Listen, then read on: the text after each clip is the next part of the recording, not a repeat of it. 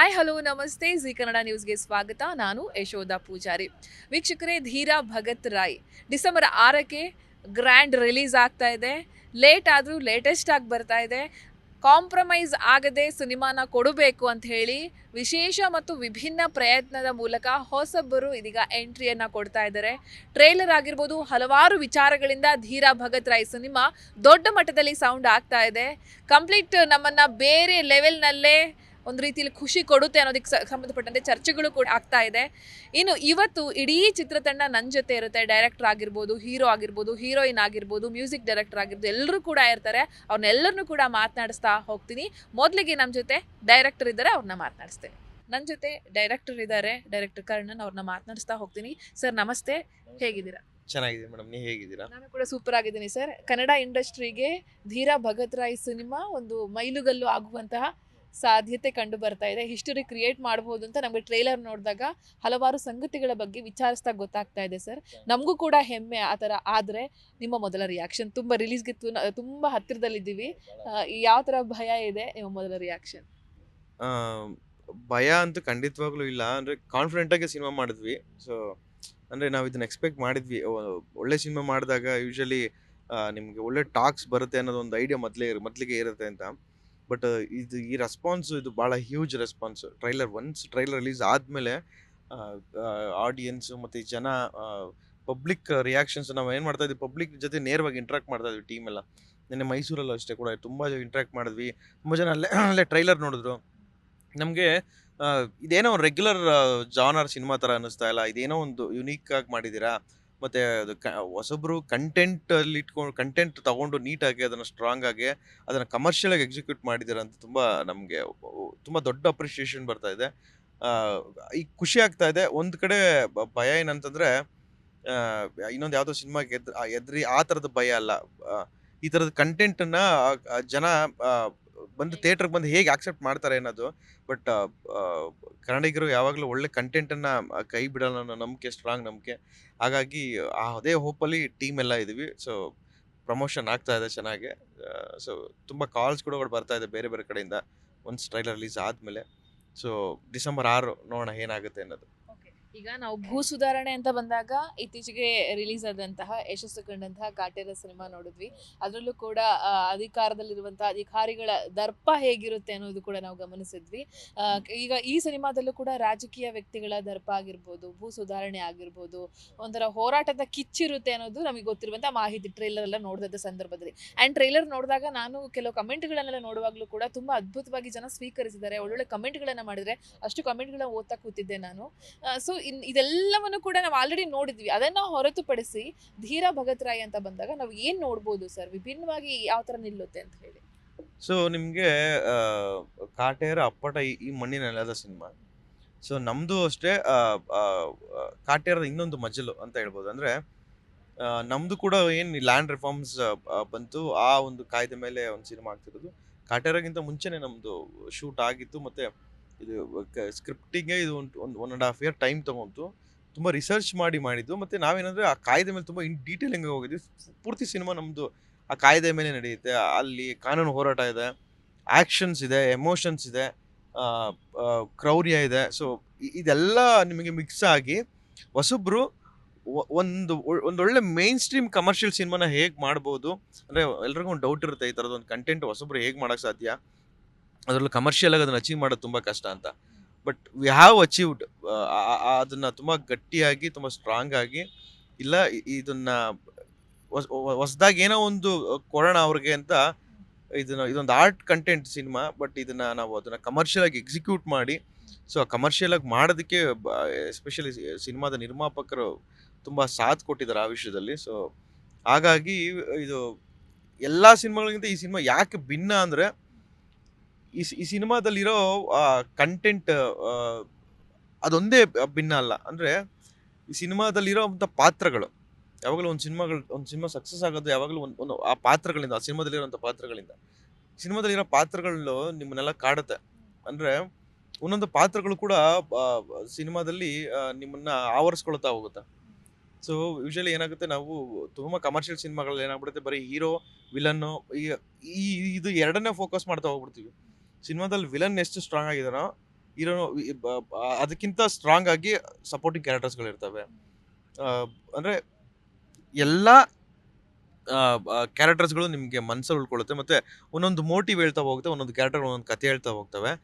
So ನಿಮ್ಗೆ ನಗ್ಸುತ್ತೆ, ಧೀರ ಭಗತ್ ನಿಮ್ಮನ್ನ ಅಳಿಸುತ್ತೆ. ನಿಮಗೆ ಎಲ್ಲ ಥರದ ಕಮರ್ಷಿಯಲ್ ಎಲಿಮೆಂಟ್ಸು ಮತ್ತು ನಿಮ್ಗೆ ಆ್ಯಕ್ಷನ್ ಪ್ರಿಯರಿಗೆ ಒಂದು 5 ಮಾಸ್ ಆ್ಯಕ್ಷನ್ ಎಪಿಸೋಡ್ಗಳಿದ್ದಾವೆ. ಸೊ ಇದೆಲ್ಲ ಮಿಕ್ಸ್ ಆಗಿ ಧೀರ ಭಗತ್ ರಾಯ್ ಒಂದೊಳ್ಳೆ ದೊಡ್ಡ ಸಿನಿಮಾ ಆಗಿ ಡಿಸೆಂಬರ್ 6ನೇ ತಾರೀಕು ಬರ್ತಿದ್ದಾನೆ. ನೀವೆಲ್ಲ ಯಾಕೆ ಈ ಸಿನಿಮಾನ ನೋಡಬೇಕು ಅಂದರೆ ಇದೇ ಉದ್ದೇಶಕ್ಕೆ ನೋಡಬೇಕು. ಹೊಸಬ್ರು ಹಿಂಗೂ ಮಾಡ್ಬೋದು ಆ ಸಿನಿಮಾನ ಅಂತ ನಾವು ಒಂದಷ್ಟು ಜನಕ್ಕೆ ಇನ್ಸ್ಪೈರ್ ಆಗಬೇಕು ಅಂತ ಆ ರೀತಿ ಮಾಡಿದ್ದೀವಿ ಸಿನಿಮಾನ. ಡೆಫಿನೆಟಾಗಿ ಆಕ್ಸೆಪ್ಟ್ ಮಾಡ್ತಾರೆ ಅಂತ ಅಂದ್ಕೊಂಡಿದ್ದೀವಿ. ನಿಮ್ಮ ಮಗು ಇದು ಒಂಥರ ನಿಮ್ಮ ಪ್ರೀತಿಯ ಮಗು ಅಂತಾನೆ ಹೇಳಬಹುದು, ಧೀರ ಭಗತ್ ರಾಯ್. ಸೊ 100% ಆಗಲೇ ಹೇಳಿದ್ರು ನಿಮಗೆ ಜನ ಹೇಗೆ ಸ್ವೀಕಾರ ಮಾಡ್ತಾರೆ ಅನ್ನೋದೊಂದು ಬಿಟ್ಟರೆ ಇನ್ಯಾವ ಥರದ ಭಯ ಇಲ್ಲ ಅಂತ ಹೇಳಿ. ಅದೇ ದಿನ ಪುಷ್ಪ ರಿಲೀಸ್ ಕೂಡ ಅದೇನಾದ್ರು ಎಫೆಕ್ಟ್ ಆಗುತ್ತೆ ಅಂತ ನಿಮ್ಗೆ ಅನ್ಸುತ್ತಾ ಅಂತ ಹೇಳಿ. ಮೇಡಮ್ ಅದೇ ಈಗ ನಾವೆಲ್ಲ ಮನೆಯೆಲ್ಲ ಡಿಸ್ಕಸ್ ಮಾಡ್ತಿದ್ದೇನೆಂದ್ರೆ, ಈಗ ನಾವು ಮೇನ್ ಥಿಯೇಟ್ರಲ್ಲಿ ನೋಡಿ ಒಂದು ಕನ್ನಡ ಸಿನಿಮಾಗೆ ಒಂದು ಮೇನ್ ಥಿಯೇಟ್ರ್ ನಾವು ಸೆಲೆಕ್ಟ್ ಮಾಡ್ಕೊಳ್ಳೋದೇ ನಮಗೊಂದು ದೊಡ್ಡ ಟಾಸ್ಕ್ ಆಗ್ಬಿಟ್ಟಿದೆ. ಏನಂದರೆ 3-4 ಮೇನ್ ಥಿಯೇಟ್ರ್ಗಳೆಲ್ಲ ಅವರೇ ರಿಲೀಸ್ ಮಾಡ್ತಿದ್ದಾರೆ. ಅಂದರೆ ಒಂದು ಕನ್ನಡ ಸಿನಿಮಾಗೆ ಎಷ್ಟು ಯಾವುದೋ ಒಂದು ಪರಭಾಷೆ ಸಿನಿಮಾ ಮಾಡಲಿ, ಅವ್ರದ್ದು ಒಂದು ಸಿನಿಮಾ ನಮ್ಮದು ಒಂದು ಸಿನಿಮಾ ಮಾಡ್ಕೊಳ್ಳಿ, ಏನು ಸಮಸ್ಯೆ ಇಲ್ಲ. ಬಟ್ ಏನಂದರೆ ಅವ್ರು ರಿಲೀಸ್ ಮಾಡಿದ್ರೆ ನೀವು ಮಾಡಬೇಡಿ ಅಂತ ಹೇಳೋ ರೈಟ್ಸ್ ಬೇರೆ ಯಾರಿಗೂ ಇಲ್ಲ. ಅವತ್ತು ಯಾವುದು ಕನ್ನಡ ಸಿನಿಮಾ ಇಲ್ಲ ನಮಗೆ. ಒಂದು ಮೇಯ್ನ್ ನಾವು ನಮ್ಮ ಟೀಮ್ ಎಲ್ಲ ನಮ್ಮ ಪ್ರೊಡ್ಯೂಸರ್ಸ್ ಎಲ್ಲ ಡಿಸ್ಕಸ್ ಮಾಡಿದ್ದು, ಅವತ್ತು ಬೇರೆ ಯಾವುದು ಕನ್ನಡ ಸಿನಿಮಾ ಇಲ್ಲ. ಅದೊಂದು ನಮ್ಗೆ ಕಾನ್ಫಿಡೆಂಟು. ಯಾಕಂದರೆ ಕನ್ನಡ ಸಿನಿಮಾಗಳು ಒಂದ್ಸರಿ ರಿಲೀಸ್ ಆದರೆ ಒಂದೇ ಸರಿ 6-5 ಸಿನಿಮಾಗಳು ರಿಲೀಸ್ ಆಗ್ತವೆ. ಅವಾಗ ಆಡಿಯನ್ಸ್ಗೆ ಆಪ್ಷನ್ ಇರಲ್ಲ, ಆಪ್ಷನ್ ಜಾಸ್ತಿ ಇರ್ತವೆ, ಯಾವುದೂ ತುಂಬ ನೋಡೋದಕ್ಕಾಗಲ್ಲ. ಸೊ ವಾರದಲ್ಲಿ ಯಾಕೆಂದರೆ ಒಂದು ಸಿನಿಮಾ ನೋಡಿದ್ರೆ 2 ಸಿನಿಮಾ ನೋಡಿದ್ರೆ ಜಾಸ್ತಿ ಇರುತ್ತೆ. ಹಂಗಾಗಿ ಅವತ್ತು ನಾವು ಪರ್ಟಿಕ್ಯುಲರಾಗಿ ಮಾಡ್ತಾ ಇರೋದು ಯಾವುದಕ್ಕೆ ಬೇರೆ ಯಾವುದು ಕನ್ನಡ ಸಿನಿಮಾ ಇರಲಿಲ್ಲ ಅನ್ನೋ ಒಂದು ರೀಸನ್ಗೆ. ಸೊ ಹಂಗಾಗಿ ನಮ್ಮ ಸಿನಿಮಾ ಕನ್ನಡ ನೋಡ್ತಾರೆ, ಯಾಕೆಂದರೆ ಪರಭಾಷೆ ಸಿನಿಮಾ ನೋಡ್ತಾರೆ, ಚೆನ್ನಾಗಿದ್ರೆ ನಮ್ಮ ಸಿನಿಮಾ ನೋಡ್ತಾರೆ ಅಂತ. ಸೊ ಅದೋ ಇಂಟೆನ್ಷನ್ ಇಟ್ಕೊಂಡು ಮಾಡಿದ್ವಿ. ಬಟ್ ಥಿಯೇಟ್ರ್ ಸಮಸ್ಯೆ ಆಗದೇ ಇರೋ ರೀತಿ ನಮ್ಮ ಡಿಸ್ಟ್ರಿಬ್ಯೂಟರ್ ಪ್ಲ್ಯಾನ್ ಮಾಡ್ತಿದ್ದಾರೆ. ನೋಡೋಣ, ಇನ್ ಕೇಸ್ ಥಿಯೇಟ್ರ್ ಸಮಸ್ಯೆ ಆದರೆ ಖಂಡಿತವಾಗ್ಲೂ ಸಿನಿಮಾನು ಹೋರಾಟ ಸಿನಿಮಾ, ಹಂಗಾಗಿ ನಮಗೆ ಹೋರಾಟದ ಹಿಂಜರಿಕೆ ಏನಿಲ್ಲ. ಖಂಡಿತವಾಗ್ಲೂ ಹೋರಾಟ ಮಾಡಿ ಪಡ್ಕೊತೀವಿ ಅನ್ನೋ ನಂಬಿಕೆ ನಮಗಿದೆ. ಹಾಗಾಗಿ ತೊಂದರೆ ಇಲ್ಲಿವರೆಗೂ ಏನೂ ಆಗಿಲ್ಲ. ಇನ್ನು ಮುಂದಕ್ಕೆ ಏನಾರು ಆದರೆ ಖಂಡಿತವಾಗ್ಲೂ ಕನ್ನಡಿಗರು ಕನ್ನಡ ಸಿನಿಮಾದ ಜೊತೆ ಇರ್ತಾರೆ. ಆಮೇಲೆ ನಾವು ಹೋರಾಟದ ಹಿನ್ನೆಲೆಯಿಂದ ಬಂದಿರೋದ್ರಿಂದ ನಮಗೆ ಹೋರಾಟದ ಎಕ್ಸ್ಪೀರಿಯನ್ಸ್ ಎಲ್ಲ ಇದೆ. ಹೋರಾಟ ಮಾಡಿ ಪಡ್ಕೊತೀವಿ. Super sir. ಸರ್ ಈಗ ಕರ್ಣನ್ ಸರ್, ನಿಮ್ಮ ಒಂದು ಕಾನ್ಫಿಡೆಂಟ್ ನಮ್ಗೆ ಕಾಣಿಸ್ತಾ ಇದೆ. ಸೊ ನಮಗೆ ನಮ್ಮ ಇಂಡಸ್ಟ್ರಿಗೆ ಸಿಕ್ಕಂಥ ಒಬ್ಬ ಅದ್ಭುತ ಡೈರೆಕ್ಟರ್ ಅಂತಲೂ ಹೇಳ್ಬೋದು, ಭರವಸೆ ಹುಟ್ಟಿಸಿರುವಂಥ ಡೈರೆಕ್ಟರ್ ಅಂತಲೂ ಕೂಡ ಹೇಳ್ಬೋದು. ನಿಮ್ಮ ಹಿನ್ನೆಲೆ ಹೇಳಿ ಸರ್, ಯಾಕೆ ಈ ಸಿನಿಮಾ, ಎಲ್ಲಿಂದ ಬಂದ್ರಿ, ಯಾಕೆ ಬಂದ್ರಿ, ಸಿನಿಮಾನೇ ಯಾಕೆ ಮಾಡಬೇಕು ಅಂತ ಅನ್ನಿಸ್ತು? ನಿಮ್ಮ ಹಿನ್ನೆಲೆಯ ಬಗ್ಗೆ ಸ್ವಲ್ಪ ಪರಿಚಯ ಮಾಡಿಕೊಡ್ರಿ.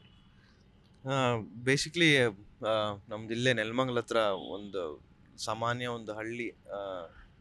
ಅದು ಚಿಕ್ಕ ವಯಸ್ಸಿಂದನೇ ಬಡತನ. ಆಮೇಲೆ ಈ ವ್ಯವಸ್ಥೆ ಯಾವಾಗಲೂ ಹೇಗೆ ವರ್ಕ್ ಆಗುತ್ತೆ ಅಂದರೆ, ಬಡವ್ರಿಗೆ ಒಂಥರ ಕಾನೂನು, ಸಾಹುಕಾರ ದುಡ್ಡಿರೋರ್ಗೆ ಒಂಥರ ಕಾನೂನು, ಹೀಗೆ ವ್ಯವಸ್ಥೆ ವರ್ಕ್ ಆಗೋದು.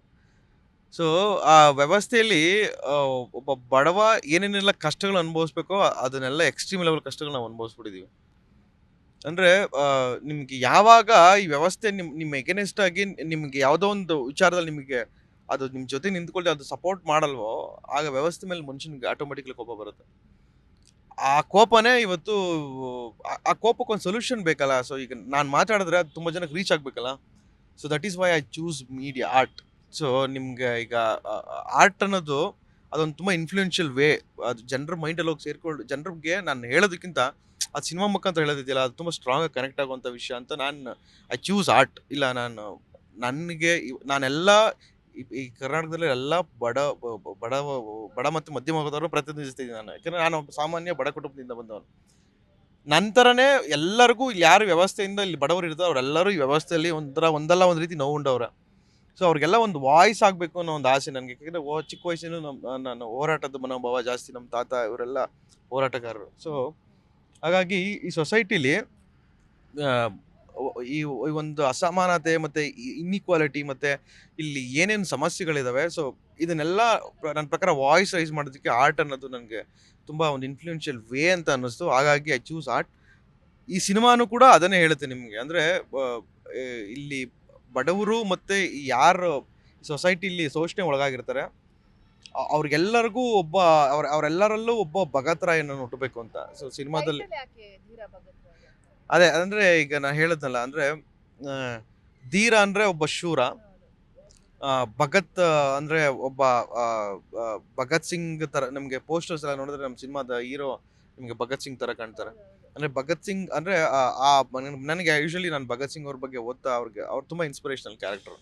ಅಂದ್ರೆ ಅಷ್ಟು ಚಿಕ್ಕ ವಯಸ್ಸಿಗೆ ನಿಮ್ಗೆ ಆ ಸ್ವತಂತ್ರ ಹೋರಾಟದಕ್ಕೆ ಬಂದು ತೊಡ್ಕೊಳ್ಳೋದಿದೆಯಲ್ಲ, ಮತ್ತೆ ಅದಕ್ಕೋಸ್ಕರ ಪ್ರಾಣ ಕೊಡೋದಿದೆಯಲ್ಲ, ಅದು ತುಂಬಾ ಇನ್ಸ್ಪಿರೇಷನ್. ಅಂದ್ರೆ ಎಲ್ಲ ಅನ್ಯಾಯ ಆಗ್ತಿ ಅದನ್ನ ಈಗಿನ ಜನರೇಷನ್ ಹುಡುಗರು ತಟ್ಟಿ ಕೇಳಬೇಕು. ಕೇಳಿದಾಗಲೇ ಈ ಸೊಸೈಟಿಲಿ ಏನಾದ್ರು ಬದಲಾವಣೆ ಆಗೋದಕ್ಕೆ ಸಾಧ್ಯ. ಅದೇ ತರದ ಪಾತ್ರ, ಅದೇ ತರದ ಕ್ಯಾರೆಕ್ಟರ್ ಸಿನಿಮಾದ ಕ್ಯಾರೆಕ್ಟರ್. ಸೊ ನಿಮ್ಗೆ ರಾ ಅನ್ನೋದು ಅದೊಂದು ಸರ್ನೇಮ್, ಅಂದ್ರೆ ಅವ್ರ ತಂದೆಯ ಸರ್ನೇಮ್. ಅಂದ್ರೆ ಇದು ಆಕ್ಚುಲಿ ಸಿನಿಮಾದ ಪಾರ್ಟ್ 2. ಇದು ಪಾರ್ಟ್ 1 ನಿಮ್ಗೆ ಇದು ವೆಸ್ಟ್ ಬೆಂಗಾಲ್ ಅಲ್ಲಿ ನಡೆಯುತ್ತೆ. ಅಲ್ಲಿನ 1960s ಅಲ್ಲಿ ಅಲ್ಲಿ ಒಂದಷ್ಟು ಜನ ಕನ್ನಡಿಗರು ಅಲ್ಲಿ ಹೋಗ್ತಾರೆ. ಇದೊಂದು ಕಾಲ್ಪನಿಕ ಕತೆ. ಕನ್ನಡಿಗರು ಹೋಗ್ತಾರೆ, ಅಲ್ಲೊಂದು ಏನೋ ಒಂದು ಕಮ್ಯುನಲ್ ರಿಯೇಟ್ ಆಗುತ್ತೆ, ಅಲ್ಲಿಂದ ಮತ್ತೆ ಮೈಗ್ರೇಟ್ ಆಗಿ ಇಲ್ಲಿಗೆ ಬರ್ತಾರೆ. ಸೊ ಈ ತರದೊಂದು ಫಸ್ಟ್ ಹಾಫ್ ಅದ್ ಕತೆ ಅದು. ಸೊ ಹಾಗಾಗಿ ಧೀರ ಭಗತ್ ರಾಯ್ ಅನ್ನೋದು ಒಂದು ಅಪ್ಪಟ ನೋವುಂಡವ್ರ ಅವ್ರ ಜೊತೆಯಾಗಿ ಅವ್ರಿಗೆ ಗಟ್ಟಿಯಾಗಿ ನಿಲ್ಲುವಂತ ಒಬ್ಬ ಪ್ರೊಟಗಾನಿಸ್ಟ್. ಸೊ ಹಾಗಾಗಿ ಇದು ಒಬ್ಬ ಧೀರ, ಎಲ್ಲಾರ ಮನೇಲೂ ಒಬ್ಬ ಧೀರ ಭಗತ್ ರಾಯ್ ಹುಟ್ಟಬೇಕು ಅನ್ನೋದು ಸಿನಿಮಾದ ಟೈಟಲ್. ತಾರಾ ಬಳಗದ ಬಗ್ಗೆ ಹೇಳ್ಬಿಡಿ, ಅಂಡ್ ಎಲ್ಲೆಲ್ಲಿ ಶೂಟಿಂಗ್ ಮಾಡಿದ್ರಿ ಅನ್ನೋದನ್ನ ಹೇಳಿ. ಅಂಡ್ ಅದ್ರ ಜೊತೆಗೆ ನಾವು ಇನ್ನೇನು ಕೆಲವೇ ಗಂಟೆಗಳನ್ನ ಲೆಕ್ಕ ಹಾಕ್ಬೋದು ನಾವು ಥಿಯೇಟರ್ಗೆ ಹೋಗಿ, ನಾನೀಗ ಪ್ರೇಕ್ಷಕರು ಈ ಸಿನಿಮಾ ಯಾಕೆ ನೋಡಬೇಕು ಅನ್ನೋದನ್ನ ತಿಳಿಸ್ಕೊಡ್ತೀನಿ. ಸೊ ಇನ್ನು ಸ್ಟಾರ್ ಕಾಸ್ಟ್ ವಿಷಯಕ್ಕೆ ಬಂದ್ರೆ, ರಾಕೇಶ್ ಅಂತ ಹೊಸ ಹುಡುಗ. ಸೊ ಉತ್ತರ ಕರ್ನಾಟಕದ ಪ್ರತಿಭೆ, ಅಪ್ಪಟ ಪ್ರತಿಭೆ, ಆಮೇಲೆ ರಂಗಭೂಮಿ ಪ್ರತಿಭೆ, NSD ಹುಡುಗ. ನನಗೆ ಆ ಹುಡುಗನ ಮಲೆಗಳಲ್ಲಿ ಮದುಮಗಳನ್ನ ನಾಟಕ ನೋಡಿದ್ದೆ. ಆತನ ಎನರ್ಜಿ ಸಂಜೆ 7 ಗಂಟೆಗೆ ಶುರುವಾದ ನಾಟಕ ಬೆಳಗಿನ ಜಾವ 6 ಗಂಟೆವರೆಗೂ ನಡೀತೆ. ಅಷ್ಟು ಎಫರ್ಟ್ ಹಾಕಿ ಅಷ್ಟು ಕಷ್ಟಪಟ್ಟು ಮಾಡ್ತಿದ್ದ ಹುಡುಗ. ಅಂದ್ರೆ ಸುಮಾರು 7 8 ಅವರ್ ಸ್ಟೇಜ್ ಮೇಲೆ ಪರ್ಫಾರ್ಮ್ ಮಾಡ್ಬೇಕಾತ. ಅದ್ ನಂಗೆ ನೋಡಿ ನನಗೆ ಭಾಳ ಇಂಪ್ರೆಸ್ ಆಗಿತ್ತು. ಹಾಗಾಗಿ ಆ ಹುಡುಗನ ಸಿನಿಮಾದಲ್ಲಿ ಹೀರೋ ಆಗಿ ತಗೊಂಡೆ. ಆತನು ಕೂಡ ಒಬ್ಬ ಬಡ ಕುಟುಂಬದಿಂದ ಬಂದಿರೋಂಥ ಹುಡುಗ. ಸೊ ತುಂಬ ಅದ್ಭುತ ಕಲಾವಿದ. ಆಮೇಲೆ ಹೀರೋಯಿನ್ ಬಂದು ಸುಚಾರಿತಾ ಅಂತ, ತುಮಕೂರು ಹುಡುಗಿ. ಸೊ ತುಂಬ ಅದ್ಭುತವಾಗಿ ನಟಿಸಿದ್ದಾಳೆ. ಅಂದರೆ ಎಲ್ಲ ಹೆಣ್ಮಕ್ಳುಗಳಿಗೂ ಒಂದು ಇನ್ಸ್ಪೈರ್ ಆಗುವಂಥ ಕ್ಯಾರೆಕ್ಟರ್. ಅಂದರೆ ಒಂದು ಫೆಮಿನಿಸಮ್ ತುಂಬ ಸ್ಟ್ರಾಂಗ್ ಆಗಿ ಆ ಹುಡುಗಿ ಕ್ಯಾರೆಕ್ಟರ್ ಹೇಳಿದ್ದೀವಿ. ಸೊ ಇನ್ನು ನಮ್ಮ ಮಠ ಕೊಪ್ಪಳ ಸಾರ್ ಅಂತ ಒಬ್ಬರಿದ್ದಾರೆ, ಮೈನ್ ಪಾತ್ರ ವಹಿಸಿದ್ದಾರೆ. ತುಂಬ ಅದ್ಭುತವಾಗಿ ಮಾಡಿದ್ದಾರೆ ಅವರು. ತುಂಬ ಸಿನಿಮಾಗಳಲ್ಲಿ ಮಾಡಿದ್ದಾರೆ. ಮತ್ತು ಪ್ರವೀಣ್ ಗೌಡ ಅಂತ ಮಾಡಿದ್ದಾರೆ. ಸೊ ನೆಗೆಟಿವ್ ಪೊಲೀಸ್ ಕಾಪ್. ಮತ್ತು ನಮ್ಮ ಶರತ್ ಲೋಹಿತಾಶ್ ಅವರು ಆಂಟಗಾನಿಸ್ಟ್ ಸಿನಿಮಾದಲ್ಲಿ. ಅಂದರೆ ಒಂದು ಸಿನಿಮಾ ಯಾವಾಗಲೂ ವಿಲನ್ ತುಂಬ ಸ್ಟ್ರಾಂಗ್ ಆಗಿದ್ರೇ ಗೆಲ್ಲಕ್ಕೆ ಸಾಧ್ಯ. ಸೊ ಹಾಗಾಗಿ ನಮ್ಮ ಶರತ್ ಲೋಹಿತಾಶ್ ಸರ್ ತುಂಬ ಅದ್ಭುತವಾಗಿ ಮಾಡಿದ್ದಾರೆ. ಮತ್ತು ನಮ್ಮ ನೀನಾಸಂ ಅಶ್ವಥ್ ಸರ್. ಸೊ ಅಂದರೆ ಇದರಲ್ಲಿ ತುಂಬ ಪಾತ್ರಗಳಿದ್ದಾವೆ, ಹೇಳ್ದವರು ತುಂಬ ಸಮಯ ಆಗುತ್ತೆ. ಬಟ್ ಇವಿಷ್ಟು ಮುಖ್ಯ ಪಾತ್ರಗಳು. ಇವರೆಲ್ಲ ತುಂಬ ಅದ್ಭುತವಾಗಿ ನಟಿಸಿದ್ದಾರೆ. ನನ್ನ ಪ್ರಕಾರ ಇವರಿಗೆಲ್ಲ ಒಳ್ಳೆ ಭವಿಷ್ಯ ಇದೆ ಮುಂದೆ. ಮತ್ತು ಇನ್ನು ಟೆಕ್ನಿಕಲ್ ವಿಷಯಕ್ಕೆ ಬಂದು, technical we are very strong. ಹೊಸಬರು ಬಂದಿದ ತಕ್ಷಣ ಸುಮ್ಮನೆ ಏನೋ ಸಿನಿಮಾ ಮಾಡಿದ್ದಾರೆ ಇವರು ಅಂತ ನಿಮ್ಗೆ ಅನಿಸ್ಬೋದು. ಬಟ್ ಟ್ರೈಲರ್ ನೋಡಿದ್ರೆ ನಿಮ್ಗೆ ಗೊತ್ತಾಗುತ್ತೆ ಹೌ ವಿ ಆರ್ ಸ್ಟ್ರಾಂಗ್ ಅಂತ. ಸೊ ಮ್ಯೂಸಿಕ್ ಡೈರೆಕ್ಟರ್ ನಮ್ಮ ಪೂರ್ಣಚಂದ್ರ ತೇಜಸ್ವಿ ಸರ್. ಸೊ ನನ್ನ ಪರ್ಸ್ನಲಿ ಫೇವ್ರೆಟ್ ಮ್ಯೂಸಿಕ್ ಡೈರೆಕ್ಟರ್. ತುಂಬ ಅದ್ಭುತವಾಗಿ ಮಾಡಿದ್ದಾರೆ. ಎಸ್ಪೆಷಲಿ ರೆಕಾರ್ಡಿಂಗ್ ಸಿನಿಮಾದಲ್ಲಿ ತುಂಬ ಹೈಲೈಟ್ ಆಗುತ್ತೆ. ಯಾವುದೋ ಒಂದು ದೊಡ್ಡ budget, high budget cinema, of course ಇದು ಒಂದು ದೊಡ್ಡ ಬಜೆಟ್ ಸಿನಿಮಾನೇ. ಆ ಥರದ್ದೊಂದು ಮ್ಯೂಸಿಕ್ ಸಿನಿಮಾದಲ್ಲಿದೆ. ಮತ್ತು ನಿಮಗೆ ಗೂಸ್ ಬಂಪ್ಸ್ ಮೂಮೆಂಟ್ಸ್ಗಳು ಸಿನಿಮಾದಲ್ಲಿ ತುಂಬ ಇದೆ. ಮತ್ತು ನಮ್ಮ ಎಡಿಟರ್, ನಾನು ಈ ಸಿನಿಮಾ ಸೆಕೆಂಡ್ ಎಡಿಟರ್ ಅಂತ ಕರಿತೀನಿ ಅವ್ರನ್ನ. ಅವರು ಕೆಂಪೇಗೌಡ ಮಾಣಿಕ್ಯ ಸಿನಿಮಾ ಎಡಿಟರ್, ನನ್ನ NM ವಿಶ್ವ ಅಂತ. ಸೊ ತುಂಬ ಒಳ್ಳೆ ಎಡಿಟ್ರು. ತುಂಬ ಅದ್ಭುತವಾಗಿ ಸಿನಿಮಾನ ಎಡಿಟ್ ಮಾಡಿ ತುಂಬ ಅದ್ಭುತವಾಗಿ ಸಿನಿಮಾಗೆ ಒಂದು ಚಿತ್ರಣ ಕೊಟ್ಟಿದ್ದಾರೆ. ಮತ್ತು ಆ್ಯಕ್ಷನ್ ನಮ್ಮ ತಿಲ್ಲರ್ ಮಂಜು ಸರ್ ಮತ್ತು ನಮ್ಮ ವಿಕ್ರಮ್ ಮೌರ್ಯ ಸರ್. ಸೊ ಭರ್ಜರಿ 5 ಆ್ಯಕ್ಷನ್ ಸೀಕ್ವೆನ್ಸಸ್ಗಳಿದ್ದಾವೆ ಸಿನಿಮಾದಲ್ಲಿ. ಮತ್ತು ಎಸ್ಪೆಷಲಿ ಈಗೆಲ್ಲ ಮಾತಾಡ್ತಿರೋ ಟ್ರೈಲರ್ ರಿಲೀಸ್ ಆದಮೇಲೆ ಸೌಂಡ್ ಡಿಸೈನ್ ಬಗ್ಗೆ ತುಂಬ ಮಾತಾಡ್ತಿದ್ದಾರೆ. ಸೌಂಡ್ ಡಿಸೈನ್ ಕಾಟೇರ ಕಲ್ಕಿಗೆ ವರ್ಕ್ ಮಾಡಿದ್ರು ನನ್ನ ಕ್ಲೋಸ್ ಫ್ರೆಂಡ್ ಪ್ರದೀಪ್ ಅಂತ. ಪ್ರದೀಪ್ ಸೌಂಡ್ ಡಿಸೈನ್ ಮಾಡಿದ್ದಾನೆ ಸಿನಿಮಾಗೆ. ಸೊ ಒಂದು ದೊಡ್ಡ ತಾರಾ ಬಳಗ ಮತ್ತು ಒಂದು ದೊಡ್ಡ ಟೆಕ್ನಿಕಲ್ ಟೀಮ್ ಇಟ್ಕೊಂಡು ಒಂದು ಒಳ್ಳೆ ಅದ್ಭುತ ಸಿನಿಮಾ ಮಾಡಿದ್ದೀವಿ. ಸೊ ಇದು ಖಂಡಿತವಾಗ್ಲೂ ಇದು ಹೊಸಬ್ರು ಅಂದಿದ ತಕ್ಷಣ ನೀವೇನು ಏನೋ ಕ್ವಾಲಿಟಿ ಮಾಡಲ್ಲ, ಸುಮ್ಮನೆ ಏನೋ ಮಾಡ್ತಾರೆ ಅಂತ ಅಂದ್ಕೊಂಡಿರ್ತೀರಾ.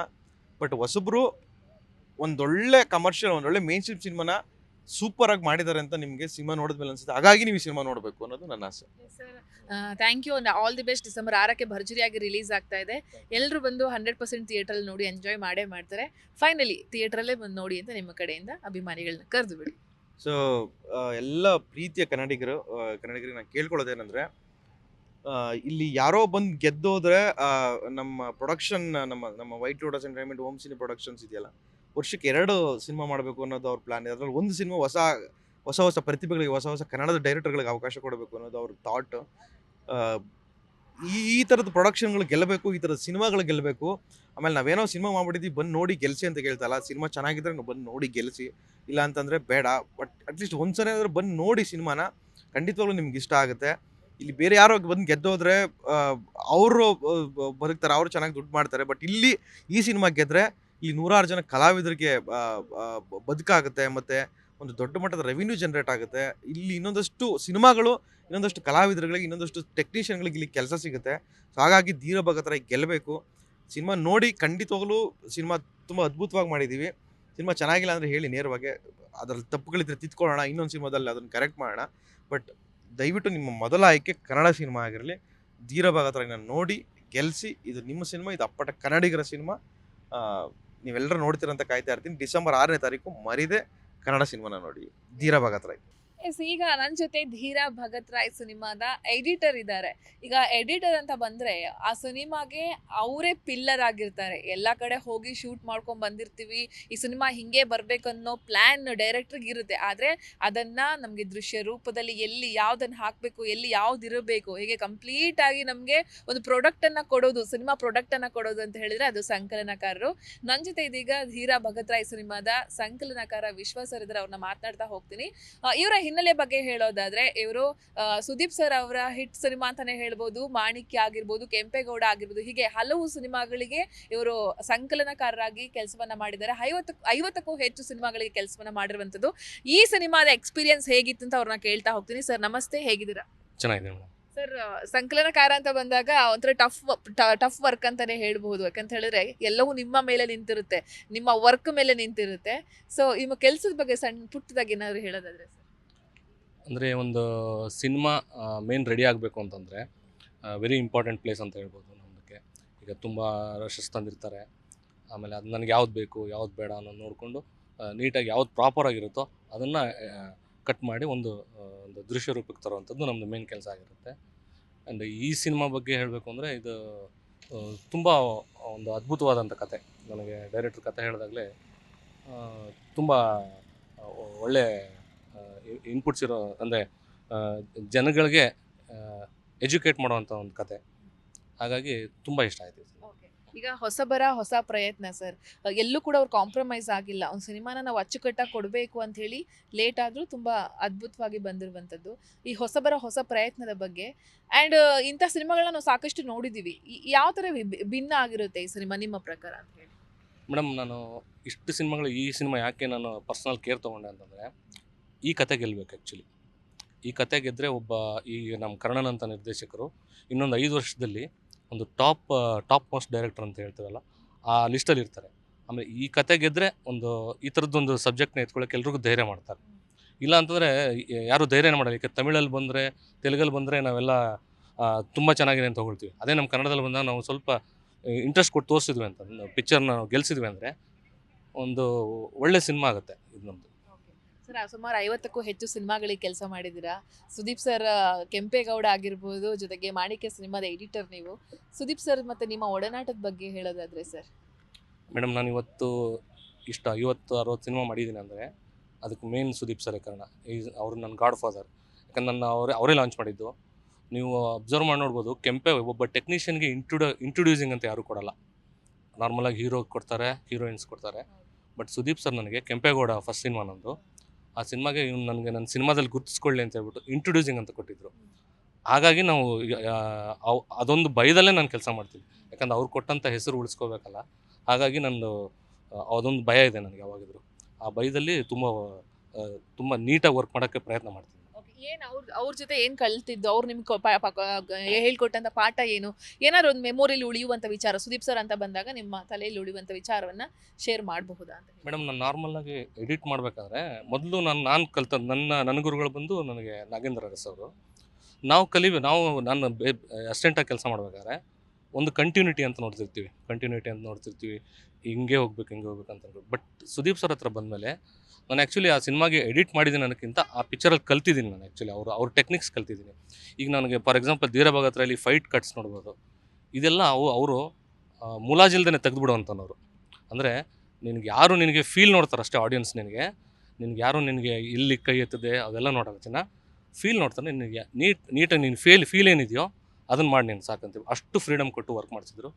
ಆಮೇಲೆ ಈವನ್ ಆ ಸಿನಿಮಾಗೆ ಅವಾರ್ಡ್ ಸಹ ಬಂದಿತ್ತು, ನನಗೆ ಬೆಸ್ಟ್ ಎಡಿಟರ್ ಅವಾರ್ಡ್ ಸಹ ಬಂದಿತ್ತು ಬಿಕಾಸ್ ಆಫ್ ಅದೊಂದು ಕಂಟೆಂಟ್ ಅಂತ ಹೇಳ್ಬೋದು. ಅಷ್ಟು ಫ್ರೀಡಮ್ ಕೊಟ್ಟಿದ್ರು. ಟೆಕ್ನಿಕ್ಸ್ ಕಲ್ತಿದ್ದೀನಿ, ತುಂಬ ಟೆಕ್ನಿಕ್ಸ್. ಈಗ ಸ್ಪೀಡ್ ಕಟ್ಸ್ ಟೆಕ್ನಿಕ್ಸ್ ಕಲ್ತಿರೋದು ನಾನು ಸುದೀಪ್ ಸರಿಂದ. ಸರ್, ಈಗ ನಮಗೂ ಇಷ್ಟ ಆಸೆ ಇವಾಗ ಕನ್ನಡದ ಸಿನಿಮಾ ಹೆಸರು ಮಾಡಬೇಕು, ದೊಡ್ಡ ಮಟ್ಟದಲ್ಲಿ ಹೆಸರು ಮಾಡಬೇಕು ಅಂತ. ಈಗ ಶುಕ್ರವಾರ ಆಯಿತು ಅಂದರೆ 7-8 ಸಿನಿಮಾಗಳು ರಿಲೀಸ್ ಆಗುತ್ತೆ. ಹೊಸಬರು ಹೊಸ ಪ್ರಯತ್ನಗಳನ್ನು ಮಾಡ್ತಾ ಇರ್ತಾರೆ. ಬಟ್ ಎಲ್ಲೋ ಒಂದು ಕಡೆ ಎಡುತ್ತಾ ಇರ್ತಾರೆ, ಜನ ಥಿಯೇಟ್ರಿಗೆ ಬರ್ತಾ ಇರೋಲ್ಲ. ಸೊ ಇದು ಹೊಸಬ್ರು ಮತ್ತು ಆದ ಕಾರಣ ನಿಮ್ಗೆ ಗೊತ್ತಿರುತ್ತೆ, ಕಟ್ ಮಾಡುವಾಗ ಎಲ್ಲವನ್ನು ಅಬ್ಸರ್ವ್ ಮಾಡಿರ್ತಾರೆ ಎಲ್ಲಿ ಏನಿದೆ ಎತ್ತಿದೆ ಅಂತ. ನೀವು ಪ್ರಾಮಾಣಿಕವಾಗಿ ಇದನ್ನು ಥಿಯೇಟ್ರಲ್ಲಿ ನೋಡಿದ್ರೆ 100% ನೀವು ಒಂದು ಸಂದೇಶ ಆಗಿರ್ಬೋದು, ಒಂದು ಹ್ಯಾಂಗ್ ಓವರ್ನಿಂದ ಹೊರಗೆ ಹೋಗ್ತೀರಾ ಅಂತ ಹೇಳೋದಾದ್ರೆ ನಿಮ್ಮ ಕಡೆಯಿಂದ ಯಾವ ರೀತಿ ಹೇಳ್ತೀರಾ ಅಭಿಮಾನಿಗಳಿಗೆ ಏನು ಹೇಳಬೇಕು ಅಂದರೆ, ಈ ಸಿನಿಮಾ ನೋಡಿ, ಈ ಸಿನಿಮಾ ನೋಡಿದಾಗ ನಿಮಗೆ ಹೊರಗಡೆ ಬಂದಮೇಲೆ ನೀವು ಏನೇ ಆದರೂ ಪ್ರಶ್ನೆ ಮಾಡ್ತೀರಾ, ಕ್ವಶನ್ ಮಾಡೋದನ್ನ ಕಲಿತೀರಾ ಈ ಸಿನಿಮಾ ನೋಡಿದಾಗ. ಅಂದರೆ ಒಂದು ಯಾವುದನ್ನು ಈಸಿಯಾಗಿ ಬಿಟ್ಕೊಡಲ್ಲ. ಯಾಕೆ ಒಂದು ಎಜುಕೇಟ್ ಅಂತಾರೆ ಗೊತ್ತಾ, ಒಂದು ಎಜುಕೇಟ್ ಮಾಡ್ತಾಯಿದೆ ಸಿನಿಮಾ ಇದು. ಆಮೇಲೆ ತುಂಬ ಚೆನ್ನಾಗಿ ಬಂದಿದೆ. ಆಮೇಲೆ ನಿಮಗೆ ಇಡೀ ಸಿನಿಮಾ ನಾನು ಕಾನ್ಫಿಡೆಂಟಾಗಿ ಆ್ಯಸ್ ಎಡಿಟ್ರಾಗಿ ಹೇಳ್ತೀನಿ, 1 ಸೆಕೆಂಡು ಬೋರ್ ಆಗೋಲ್ಲ ಸಿನಿಮಾ. ಅಷ್ಟು ಒಂದು 2 hours 20 minutes ಏನು ಸಿನಿಮಾ ಇದೆ. ಆ್ಯಕ್ಚುಲಿ ಇದು ಒಂದು 5 hours ಸಿನಿಮಾ ಇತ್ತು. ಒಂದು 5 hours ಸಿನಿಮಾನ 2 hours 20 minutes ತೊಗೊಂಬಂದಿಟ್ಟಿದೆ ಸಿನಿಮಾನ. 1 ಸೆಕೆಂಡು ಬೋರ್ ಆಗಲ್ಲ, ಅಷ್ಟು ಚೆನ್ನಾಗಿ ಕಟ್ಕೊಟ್ಟಿದ್ದಾರೆ. ಸ್ಕ್ರೀನ್ ಪ್ಲೇ ತುಂಬ ಚೆನ್ನಾಗಿದೆ, ಡೈರೆಕ್ಟ್ರ್ ಮಾಡಿರೋ ಸ್ಕ್ರೀನ್ ಪ್ಲೇ ತುಂಬ ಚೆನ್ನಾಗಿದೆ. ಆಮೇಲೆ ಓವರಾಲ್ ಕಥೆನೇ, ನಿಮಗೆ ಆ ಕಂಟೆಂಟೇ ತುಂಬ ಇಷ್ಟ. ಬಟ್ ಈ ಸಿನಿಮಾ ಗೆಲ್ಲೇಬೇಕು. ಈಗ ಈ ಸಿನಿಮಾ ಗೆಲ್ಲಿಲ್ಲ ಅಂತಂದರೆ ಈ ಥರ ಕಂಟೆಂಟ್ ಮಾಡೋಕ್ಕೆ ಯಾವ ಡೈರೆಕ್ಟ್ರು ಮುಂದೆ ಬರಲ್ಲ. ಈಗ ನೆಕ್ಸ್ಟ್ ಈಗ 50-60 ಸಿನಿಮಾ ಆಯಿತು. ನೆಕ್ಸ್ಟ್ ಯಾವೆಲ್ಲ ದೊಡ್ಡ ದೊಡ್ಡ ಪ್ರಾಜೆಕ್ಟ್ಗಳು ಇದ್ರ ಜೊತೆ ಬೇರೆ ಯಾವುದೆಲ್ಲ ಮಾಡ್ತಾ ಇದ್ದೀರಾ ಅಂತ ಹೇಳಿ? ಈಗ ನೆಕ್ಸ್ಟು ಸೂರ್ಯಣ್ಣ ಅಂತ ಒಂದು ನಡೀತಾ ಇದೆ, ಆಮೇಲೆ ಆಪರೇಷನ್ ಡೈಮಂಡ್ ಕಾರ್ ಅಂತ ಒಂದು ನಡೀತಾ, ಒಂದು 4-5 ಪ್ರಾಜೆಕ್ಟ್ಸ್ ನಡೀತಾ ಇದೆ. ಓಕೆ ಸರ್, ಫೈನಲಿ ನೀವು ಆಲ್ರೆಡಿ ಹೇಳಿದ್ರಿ ಬನ್ನಿ ಇದು ಥಿಯೇಟರ್ ಮಿಸ್ ಮಾಡ್ಕೊಂಡ್ರೆ ಇನ್ನು ಯಾರು ಧೈರ್ಯ ಮಾಡಲ್ಲ ಅಂತ. ನಿಮ್ಮ ಕಡೆಯಿಂದ ನಿಮಗೂ ಅನುಭವ ಇರುವಂಥವ್ರು, ಇಂಡಸ್ಟ್ರಿಯಲ್ಲಿ ಕೆಲಸ ಮಾಡಿದವರು, ಈ ಸಿನಿಮಾನ ಥಿಯೇಟ್ರಲ್ಲೇ ನೋಡಿ ಅಂತ ನಿಮ್ಮ ಕಡೆಯಿಂದ ರಿಕ್ವೆಸ್ಟ್ ಮಾಡೋದಾದರೆ ಯಾವ ಥರ? ಈ ಸಿನಿಮಾನ ಥಿಯೇಟ್ರಲ್ಲಿ ನೋಡಿ ಯಾಕಂತೀನಿ ಅಂದರೆ, ಒಂದು ಆ್ಯಕ್ಚುಲಿ ಇದು ಆರ್ಟ್ ಕಂಟೆಂಟ್, ಒಂದು ಕಮರ್ಷಿಯಲ್ ವೇಯಲ್ಲಿ ಮಾಡಿದ್ದಾರೆ ಡೈರೆಕ್ಟ್ರು. ಅದೇ ಒಂದು ಕಾರಣಕ್ಕೆ ನಿಮಗೆ ಥಿಯೇಟ್ರ್ ಎಕ್ಸ್ಪೀರಿಯೆನ್ಸಲ್ಲಿ ನಿಮಗೆ ಈಗ ರಾಕೇಶ್ ಹೀರೋ ಆಗಿರ್ಬೋದು, ಹೀರೋ ತುಂಬ ಅದ್ಭುತವಾಗಿ ಮಾಡಿದ್ದಾರೆ. ನೀವು ಥಿಯೇಟ್ರಲ್ಲಿ ಬಂದು ನೋಡಿದ್ರೆ ನಿಮ್ಗೆ ಆ ಎಕ್ಸ್ಪೀರಿಯೆನ್ಸ್ ಇರುತ್ತೆ, ಒಂದು ಫೀಲ್ ಮಾಡ್ತೀರಾ. ನಿಮಗೆ OTT ಅದರಲ್ಲೆಲ್ಲ ಅದು ಆಮೇಲೆ ನೋಡೋದಿದ್ದೇ ಇರುತ್ತೆ. ಬಟ್ ಥಿಯೇಟ್ರಲ್ಲಿ ಬಂದು ನೋಡಿದಾಗ ನಿಮಗೆ ಒಂದು ಗುಡ್ ಎಕ್ಸ್ಪೀರಿಯೆನ್ಸ್ ಆಗುತ್ತೆ ಅಂತ ಹೇಳ್ಬೋದು. ಎಲ್ಲರೂ ಥಿಯೇಟ್ರಿಗೆ ಬಂದು ಸಿನಿಮಾ ನೋಡಿ. ವೀಕ್ಷಕರೇ, ನನ್ನ ಜೊತೆ ಇದೀಗ ಧೀರ ಭಗತ್ ರಾಯ್ ಸಿನಿಮಾದ ಹೀರೋ ಇದ್ದಾರೆ ರಾಕೇಶ್ ದಳವಾಯಿ. ಈಗಾಗಲೇ ಇವರ ನಟನೆಯ ಬಗ್ಗೆ ಏನ ಗ್ಲಿಮ್ಸ್ ನೋಡಿದೀವಿ ನಾವು, ಅದನ್ನ ನೋಡಿ ಎಲ್ಲರೂ ಕೂಡ ಮೆಚ್ಕೊಂಡಿದ್ದಾರೆ. ರಂಗಭೂಮಿಯ ಕಲಾವಿದ, ರಂಗಭೂಮಿ ಅಂತ ಬಂದಾಗ ಅಲ್ಲೆಲ್ಲವೂ ಕೂಡ ಕಲ್ತು ಬಂದಿರ್ತಾರೆ. ಶಿಸ್ತಾಗಿರ್ಬೋದು, ನಟನೆ ಆಗಿರ್ಬೋದು, ನಟನಾ ಕ್ಷೇತ್ರದಲ್ಲಿ ಹೇಗಿರಬೇಕು ಎಲ್ಲವೂ ಕೂಡ ಗೊತ್ತಿರುತ್ತೆ. ಸೊ ಇದೀಗ ಹೊಸ ಪ್ರಯತ್ನ, ಹೊಸ ಹೆಜ್ಜೆ ಅಂತಲೇ ಹೇಳ್ಬೋದು. ಆಲ್ರೆಡಿ ಎಲ್ಲರ ಪ್ರೀತಿಯನ್ನ ಗಳಿಸಿದ್ದಾರೆ. ಬಿಗ್ ಸ್ಕ್ರೀನ್ ಮೇಲೆ ನಾವು ಅವರನ್ನ ನೋಡೋದಷ್ಟೇ ಬಾಕಿ ಇದೆ. ರಾಕೇಶ್ ದಳವಾಯಿ ಅವ್ರನ್ನ ಮಾತನಾಡಿಸ್ತಾ ಹೋಗ್ತೀನಿ. ನಮಸ್ತೆ ರಾಕೇಶ್ ಅವರೇ, ಹೇಗಿದ್ದೀರಾ? ನಮಸ್ತೆ ಮೇಡಮ್, ನಾನು ಸೂಪರ್, ತುಂಬಾ ಎಕ್ಸೈಟೆಡ್ ಆಗಿದ್ದೀನಿ, ಚೆನ್ನಾಗಿದ್ದೀನಿ. ಕೆಲವೇ ಗಂಟೆಗಳಿದೆ, ಗಂಟೆಗಳನ್ನ ಲೆಕ್ಕ ಹಾಕ್ಬೋದು ನಾವು ಎಷ್ಟಿದೆ ಗಂಟೆಗಳು ಅಂತ ಹೇಳಿ. ಒಂಥರ ನಿಮಗೆ ಡಿಸೆಂಬರ್ 6 ಪರೀಕ್ಷೆ ದಿನ ಅಂತಾನೆ ಹೇಳಬಹುದು. ಯಾವ ಥರ ಇದೆ ಮನೆ ಒಳಗೆ ಚಿಟ್ಟೆ ಬಿಟ್ಟಂತ ಅನುಭವ? ಚಿಟ್ಟೆಗಿಂತ ಏನೋ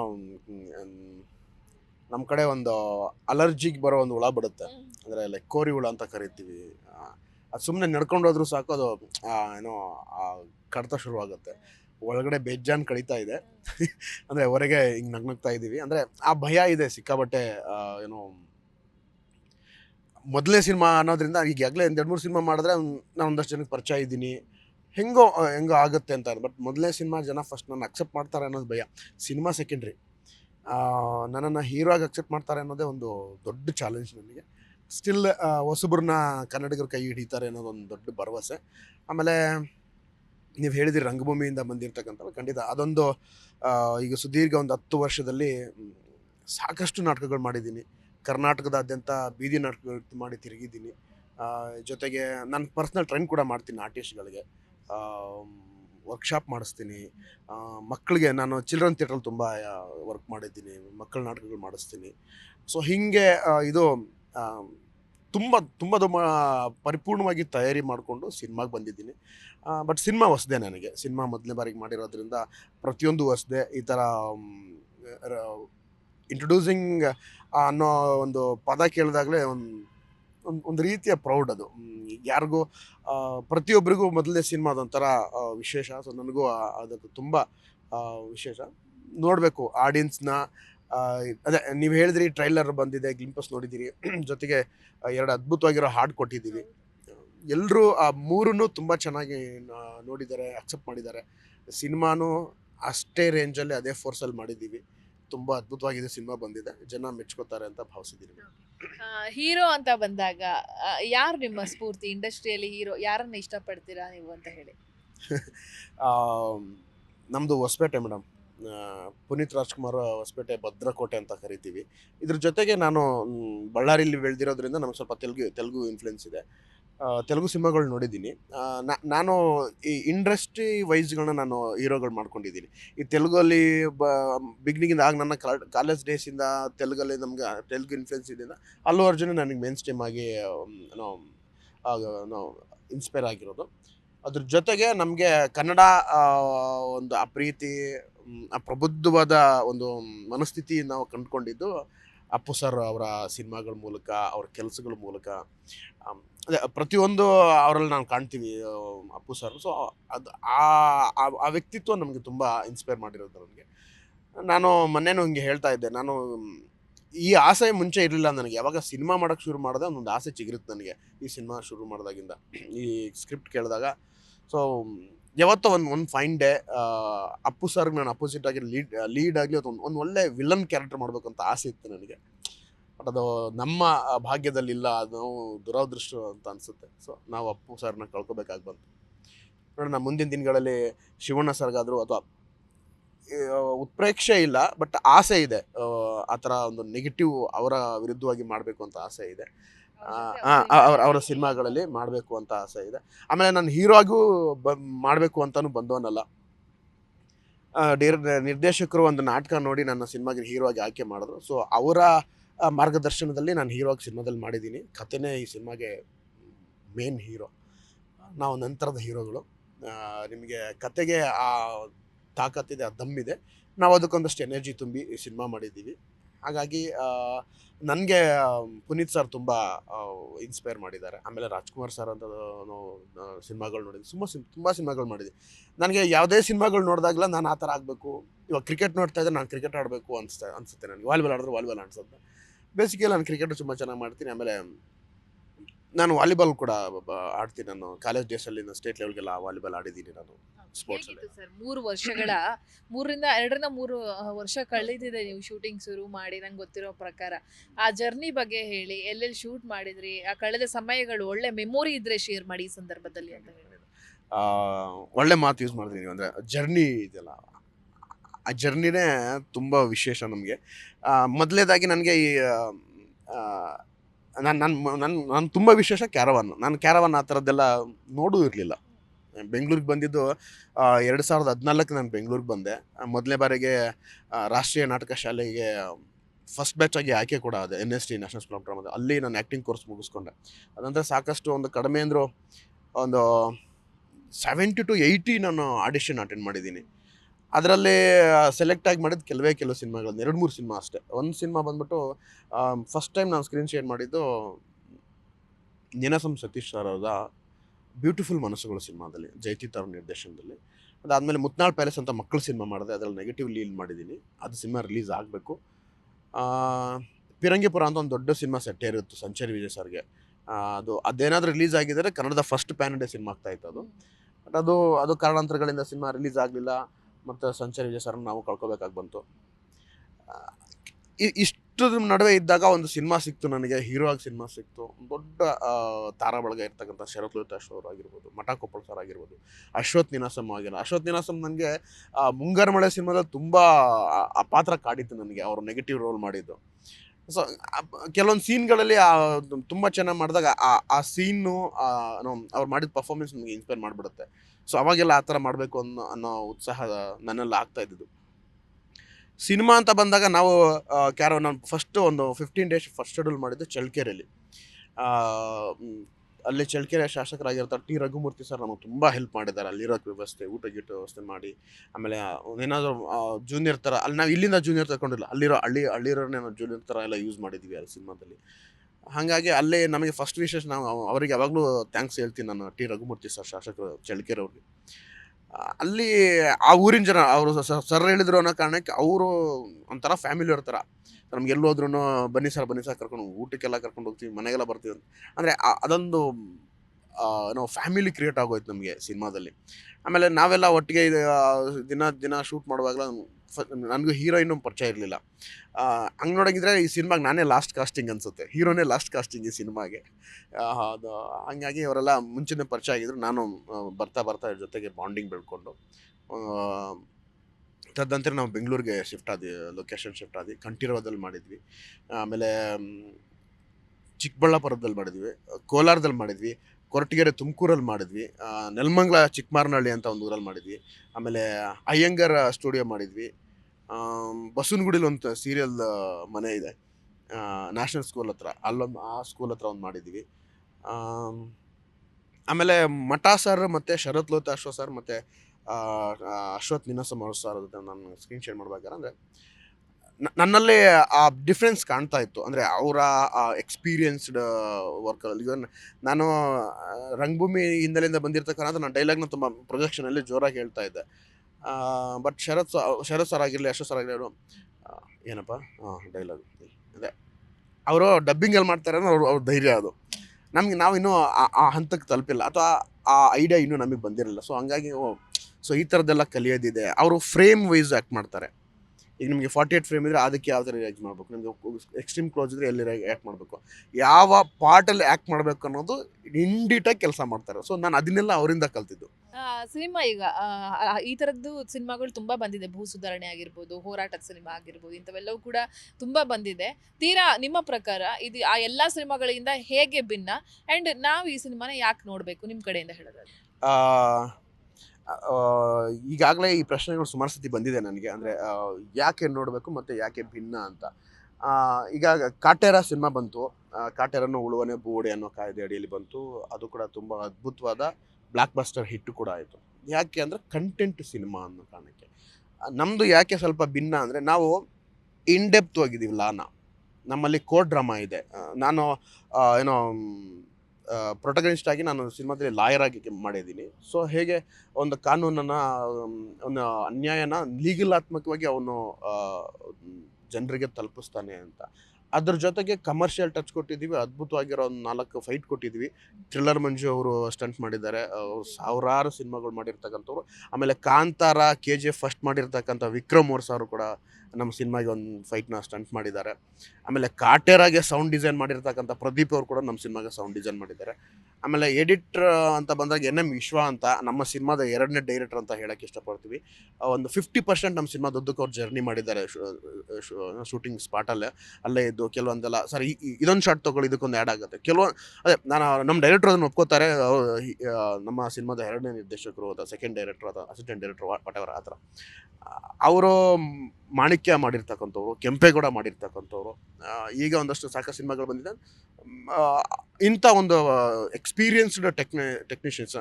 ಆಮೇಲೆ ಪೂರ್ಣಚಂದ್ರ ತೇಜಸ್ವಿ ಅವರ ಮ್ಯೂಸಿಕ್ಕು ಅದ್ಭುತವಾಗಿ ಮ್ಯೂಸಿಕ್ ಮಾಡಿದ್ದಾರೆ. 2 ಸಾಂಗ್ ಈಗಾಗಲೇ ರಿಲೀಸ್ ಆಗಿದೆ. ಇನ್ನೊಂದು ಸಾಂಗ್ ಸಿನಿಮಾ ಆದಮೇಲೆ ರಿಲೀಸ್ ಆಗುತ್ತೆ. 3 ಸಾಂಗು 3 ಥರ ಜಾನರ್ ಇದೆ. ಒಂದು ಲವ್ ಸಾಂಗ್ ಕೊಟ್ಟಿದ್ದಾರೆ, ತುಂಬ ಇಷ್ಟ ಆಗಿದೆ ಜನಕ್ಕೆ. ಇನ್ನೊಂದು ಒಳ್ಳೆ ಹೋರಾಟದ ಸಾಂಗ್ ಕೊಟ್ಟಿದ್ದಾರೆ.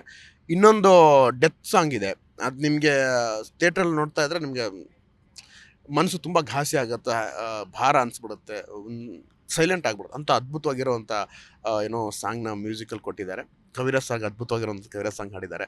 ಆಮೇಲೆ ಬರೆದಿದ್ದಾರೆ. ಅದಕ್ಕೆ ಬರೆದಿರೋ ಸಾಹಿತ್ಯಕ್ಕೆ ನವೀನ್ ಸಜ್ಜು ಸಾಂಗ್ ಒಂದು ಒಳ್ಳೆ ಹಾಡು ಹಾಡಿದ್ದಾರೆ. ಅದ್ರ ಜೊತೆಗೆ ವಿಜಯ್ ಪ್ರಕಾಶ್ ಅವರು ಒಂದು ಒಳ್ಳೆ ಹಾಡಿದ್ದಾರೆ. ನಾವು ಸಾಕ್ಷಿ ಕಲ್ಲೂರು ಅಂತ ಹೊಸ ಸಿಂಗರ್ನ ಇಂಟ್ರೊಡ್ಯೂಸ್ ಮಾಡಿದ್ದೀವಿ. ಸೊ ಇಷ್ಟೆಲ್ಲ ಇದೆ. ಇದ್ರ ಜೊತೆಗೆ ಕಂಟೆಂಟ್ ನಾವು ಮೇನ್ ಸ್ಟ್ರೀಮ್ ಅಂತ ನೋಡಿದ್ರೆ ನಮ್ಮ ಕಂಟೆಂಟು ನಾವು ಉಳುವವನ್ನೇ ಭೂ ಒಡೆಯ ಅನ್ನೋ ಕಾಯ್ದೆ ಯಾಕೆ ಫಾರ್ಮ್ ಆಯಿತು, ಅದು ಎಷ್ಟು ಮಟ್ಟಿಗೆ ಇಂಪ್ಲಿಮೆಂಟ್ ಆಯಿತು ಅಥವಾ ಅದರ ಡಿಮೆರಿಟ್ಸ್ ಏನು, ಅದ್ರ ಜೊತೆಗೆ ಆ ಟೈಮಲ್ಲಿ ಆಗಿರ್ತಕ್ಕಂಥ ರಾಜಕೀಯ ಬೆಳವಣಿಗೆಗಳನ್ನ ಇನ್ಡೆಪ್ತಾಗಿ ವಿತ್ ಲಾ ತುಂಬ ಡೀಪಾಗಿ ಆ ಆ್ಯಕ್ಟ್ ಏನು ಮಾಡುತ್ತೆ, ಏನು ಹೇಳುತ್ತೆ ಅಂತ ಹೇಳಿದ್ದೀವಿ ಮೇಡಮ್. ಅದು ಕಮರ್ಷಿಯಲ್, ನಾನು ಹೇಳಿದೆ ಕಮರ್ಷಿಯಲ್ ಟಚ್ ಕೊಟ್ಟಿದ್ದೀವಿ. ಎಲ್ಲೂ ಬೋರ್ ಆಗಲ್ಲ ನಿಮಗೆ. 2-10 ಮಿನಿಟ್ಸಲ್ಲಿ ಸಾಕಷ್ಟು ವಿಷಯಗಳನ್ನ ನಮ್ಮ ಸಿನಿಮಾ ಎಜುಕೇಟ್ ಮಾಡುತ್ತೆ ಅಂತ ಹೇಳಕ್ಕೆ ಇಷ್ಟಪಡ್ತೀನಿ. ತುಂಬ ಅದ್ಭುತವಾಗಿರೋ ಸಿನಿಮಾ, ಎಲ್ಲೂ ಬೋರ್ ಆಗಲ್ಲ. ಜಾಸ್ತಿ ಪ್ರಶ್ನೆಗಳೇ ಕೇಳೋದು ಬೇಡ ನಿಮ್ಗೆ, ಎಲ್ಲ ಡೀಟೇಲ್ ಆಗಿ ನೀವೇ ಹೇಳ್ಬಿಡಿದ್ರೆ ಫೈನಲಿ ಥಿಯೇಟ್ರಿಗೆ ಬಂದು ಜನ ನೋಡುವಂತ ಸಿನಿಮಾ ಥಿಯೇಟರ್ನಲ್ಲೇ ನೋಡ್ಬಿಟ್ಟು ಒಂದು ಅದ್ಭುತವಾದ ಕನ್ನಡ ಸಿನಿಮಾನ ಗೆಲ್ಲಿಸ್ಬೇಕು ಅನ್ನೋದು ನಮ್ಮ ಆಸೆ ಕೂಡ ಹೌದು. ಅಭಿಮಾನಿಗಳಿಗೆ ಬನ್ನಿ, ಸಿನಿಮಾ ಅಭಿಮಾನಿಗಳು ಬನ್ನಿ, ಇದನ್ನು ಥಿಯೇಟ್ರಲ್ಲೇ ನೋಡಿ ಅಂತ ನಿಮ್ಮ ಕಡೆಯಿಂದ ರಿಕ್ವೆಸ್ಟ್ ಮಾಡ್ತೀವಿ. ಎಲ್ರಿಗೂ ನಮಸ್ಕಾರ. ಡಿಸೆಂಬರ್ 6ನೇ ತಾರೀಕು ಧೀರಾ ಭಗತ್ ರಾಯ್ ಅನ್ನೋ ಚಲನಚಿತ್ರ ರಿಲೀಸ್ ಆಗ್ತಾ ಇದೆ. ನಾನು ಮೊದಲನೇ ಬಾರಿಗೆ ಹೀರೋ ಆಗಿ ಮಾಡಿರ್ತಕ್ಕಂಥ ಸಿನಿಮಾ. ಒಂದು ಒಳ್ಳೆ ಕಂಟೆಂಟನ್ನು ನಾವು ಸಿನಿಮಾ ಮೂಲಕ ಹೇಳಕ್ಕೆ ಬರ್ತಿದ್ದೀವಿ. ನಾನು ಕೇಳಿದ್ದೀನಿ, ಸಾಕಷ್ಟು ಜನ ಕೇಳಿದರೆ ಕನ್ನಡದಲ್ಲಿ ಈ ಥರ ಕಂಟೆಂಟ್ ಸಿನಿಮಾಗಳು ಬರಲ್ಲ ಅಂತಂದರೆ ತಮಿಳು, ತೆಲುಗು, ಮಲಯಾಳಂಗಳಲ್ಲಿ ಈ ಥರದಲ್ಲಿ ಕಂಟೆಂಟ್ ಸಿನಿಮಾಗಳು ಬರ್ತಾ ಇದೆ, ನಮ್ಮಲ್ಲಿ ಯಾಕೆ ಮಾಡಲ್ಲ ಅಂತಂದ್ರೆ ನಾವು ಖಂಡಿತ ಒಂದು ಅದ್ಭುತವಾಗಿರೋ ಆ ಥರದ ಅದಕ್ಕೂ ಸೆಡ್ ಹೊಡೆಯುವಂಥ ಒಂದು ಅದ್ಭುತವಾದ ಕಂಟೆಂಟ್ ಸಿನಿಮಾ ಮಾಡಿದ್ದೀವಿ. ಡಿಸೆಂಬರ್ 6ನೇ ತಾರೀಕು ದಯವಿಟ್ಟು ಸಿನಿಮಾ ನೋಡಿ, ಕನ್ನಡಿಗರನ್ನು ಗೆಲ್ಲಿಸಿ, ಕನ್ನಡನ ಉಳಿಸಿ. Thank you so much. ಇದೀಗ ನನ್ನ ಜೊತೆ ಧೀರಾ ಭಗತ್ ರಾಯ್ ಸಿನಿಮಾದ ಹೀರೋಯಿನ್ ಸುಚರಿತಾ ಸಹಾಯ್ ರಾಜ್ ಅವರು ಇದ್ದಾರೆ. ಅವ್ರನ್ನ ಮಾತನಾಡಿಸ್ತಾ ಹೋಗ್ತೀನಿ. ಧೀರಾ ಭಗತ್ ರಾಯ್ ಸಿನಿಮಾದ ಬಗ್ಗೆ ಯಾವೆಲ್ಲ ರೀತಿಯ ರೋಚಕ ಸಂಗತಿಗಳನ್ನ ಹೊರ ಹಾಕ್ತಾರೆ ನಮ್ಮ ಹೀರೋಯಿನ್ ಅಂತ ಕೇಳ್ತಾ ಹೋಗ್ತೀನಿ. ತುಂಬಾ ಕ್ಯೂಟ್ ಆಗಿ ಕೂಡ ಇದ್ದಾರೆ.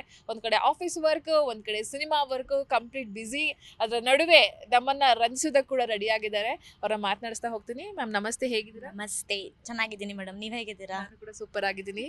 ಆಫೀಸ್ ಒಂದ್ ಕಡೆ, ಆಫೀಸ್ ವರ್ಕ್ ನಿಮ್ದೇ ಏನೋ ಒಂದು ಬಿಸ್ನೆಸ್ ಇದೆ, ಅದ್ರ ನಡುವೆ ಸಿನಿಮಾ, ಹೇಗೆ ಬ್ಯಾಲೆನ್ಸ್ ಮಾಡ್ತಾ ಇದ್ದೀರಾ ಅಂತ ಹೇಳಿ. ಓಕೆ, ಅಂದರೆ ಪರವಾಗಿಲ್ಲ, ನನಗೆ ಟೀಮ್ ಸಪೋರ್ಟಿವ್ ಆಗಿರೋದ್ರಿಂದ ಸೊ ಏನು ಪ್ರಾಬ್ಲಮ್ ಅಂತ ಅನಿಸಿಲ್ಲ. ಸೊ ಪ್ರತಿಯೊಂದು ವಿಷಯದಲ್ಲೂ ಮ್ಯಾನೇಜ್ ಮಾಡ್ಕೊಂಡು ಹೋಗ್ತಾ ಇದ್ದೀನಿ. ಮಾಡಬೇಕಲ್ಲ ಮೇಡಮ್.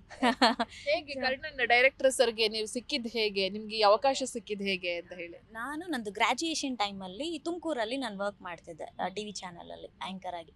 ಸೊ ಆ ಟೈಮಲ್ಲಿ ಮ್ಯೂಚುವಲ್ ಫ್ರೆಂಡ್ಸಲ್ಲಿ ಸರ್ರು ನನಗೊಬ್ಬರು, ಅವರು ಫ್ರೆಂಡು. ಅವಾಗಿಂದನೂ ಪರಿಚಯ ಇದ್ದಿದ್ದರಿಂದ ನಾನು ಆಲ್ರೆಡಿ ಮೀಡಿಯಾನು ಕ್ವಿಟ್ ಮಾಡಾಗೋಗಿತ್ತು. ಪೋಸ್ಟ್ ಗ್ರ್ಯಾಜುಯೇಷನ್ಗೆ ಅಂತ ಬ್ಯಾಂಗ್ಳೂರಿಗೆ ಬಂದುಬಿಟ್ಟಿದ್ದೆ. 3rd ಸೆಮ್ಮಲ್ಲೇ ಪ್ಲೇಸ್ಮೆಂಟ್ ಆಯಿತು, ವರ್ಕ್ ಮಾಡ್ತಾ ಇದ್ದೆ. ಆ ಟೈಮಲ್ಲಿ ಸರ್ ಕಾಲ್ ಮಾಡಿದ್ದು ನನಗೆ. ಸೊ ಆಲ್ರೆಡಿ ಗೊತ್ತಿದ್ರಲ್ಲ, ಹಾಗಾಗಿ ಕಾಲ್ ಮಾಡಿ ಹೇಳಿದ್ರು, ಈ ಥರ ಒಂದು ಸ್ಕ್ರಿಪ್ಟ್ ರೆಡಿ ಮಾಡ್ಕೊಂಡಿದ್ದೀನಿ, ಒಂದ್ಸಲ ಸ್ಟೋರಿ ಕೇಳಿ ಅಂತ. ಅವ್ರಿಗೆ ನಾನು ಹೇಳಿದೆ, ಆ್ಯಕ್ಚುಲಿ ಆ್ಯಂಕರಿಂಗ್ ಆದರೆ ಸಮ್ಹೌ ಐ ಕ್ಯಾನ್ ಮ್ಯಾನೇಜ್, ಯಾಕೆಂದರೆ ಒಂದು ಸ್ವಲ್ಪ ಬಿಫೋರ್ ಗೊತ್ತಿತ್ತು ನನಗೆ. ಬಟ್ ಆ್ಯಕ್ಟಿಂಗ್ ನನಗೆ ಅದಕ್ಕೆ ಸಂಬಂಧನೇ ಇಲ್ವಲ್ಲ ಸರ್ ಅಂತ.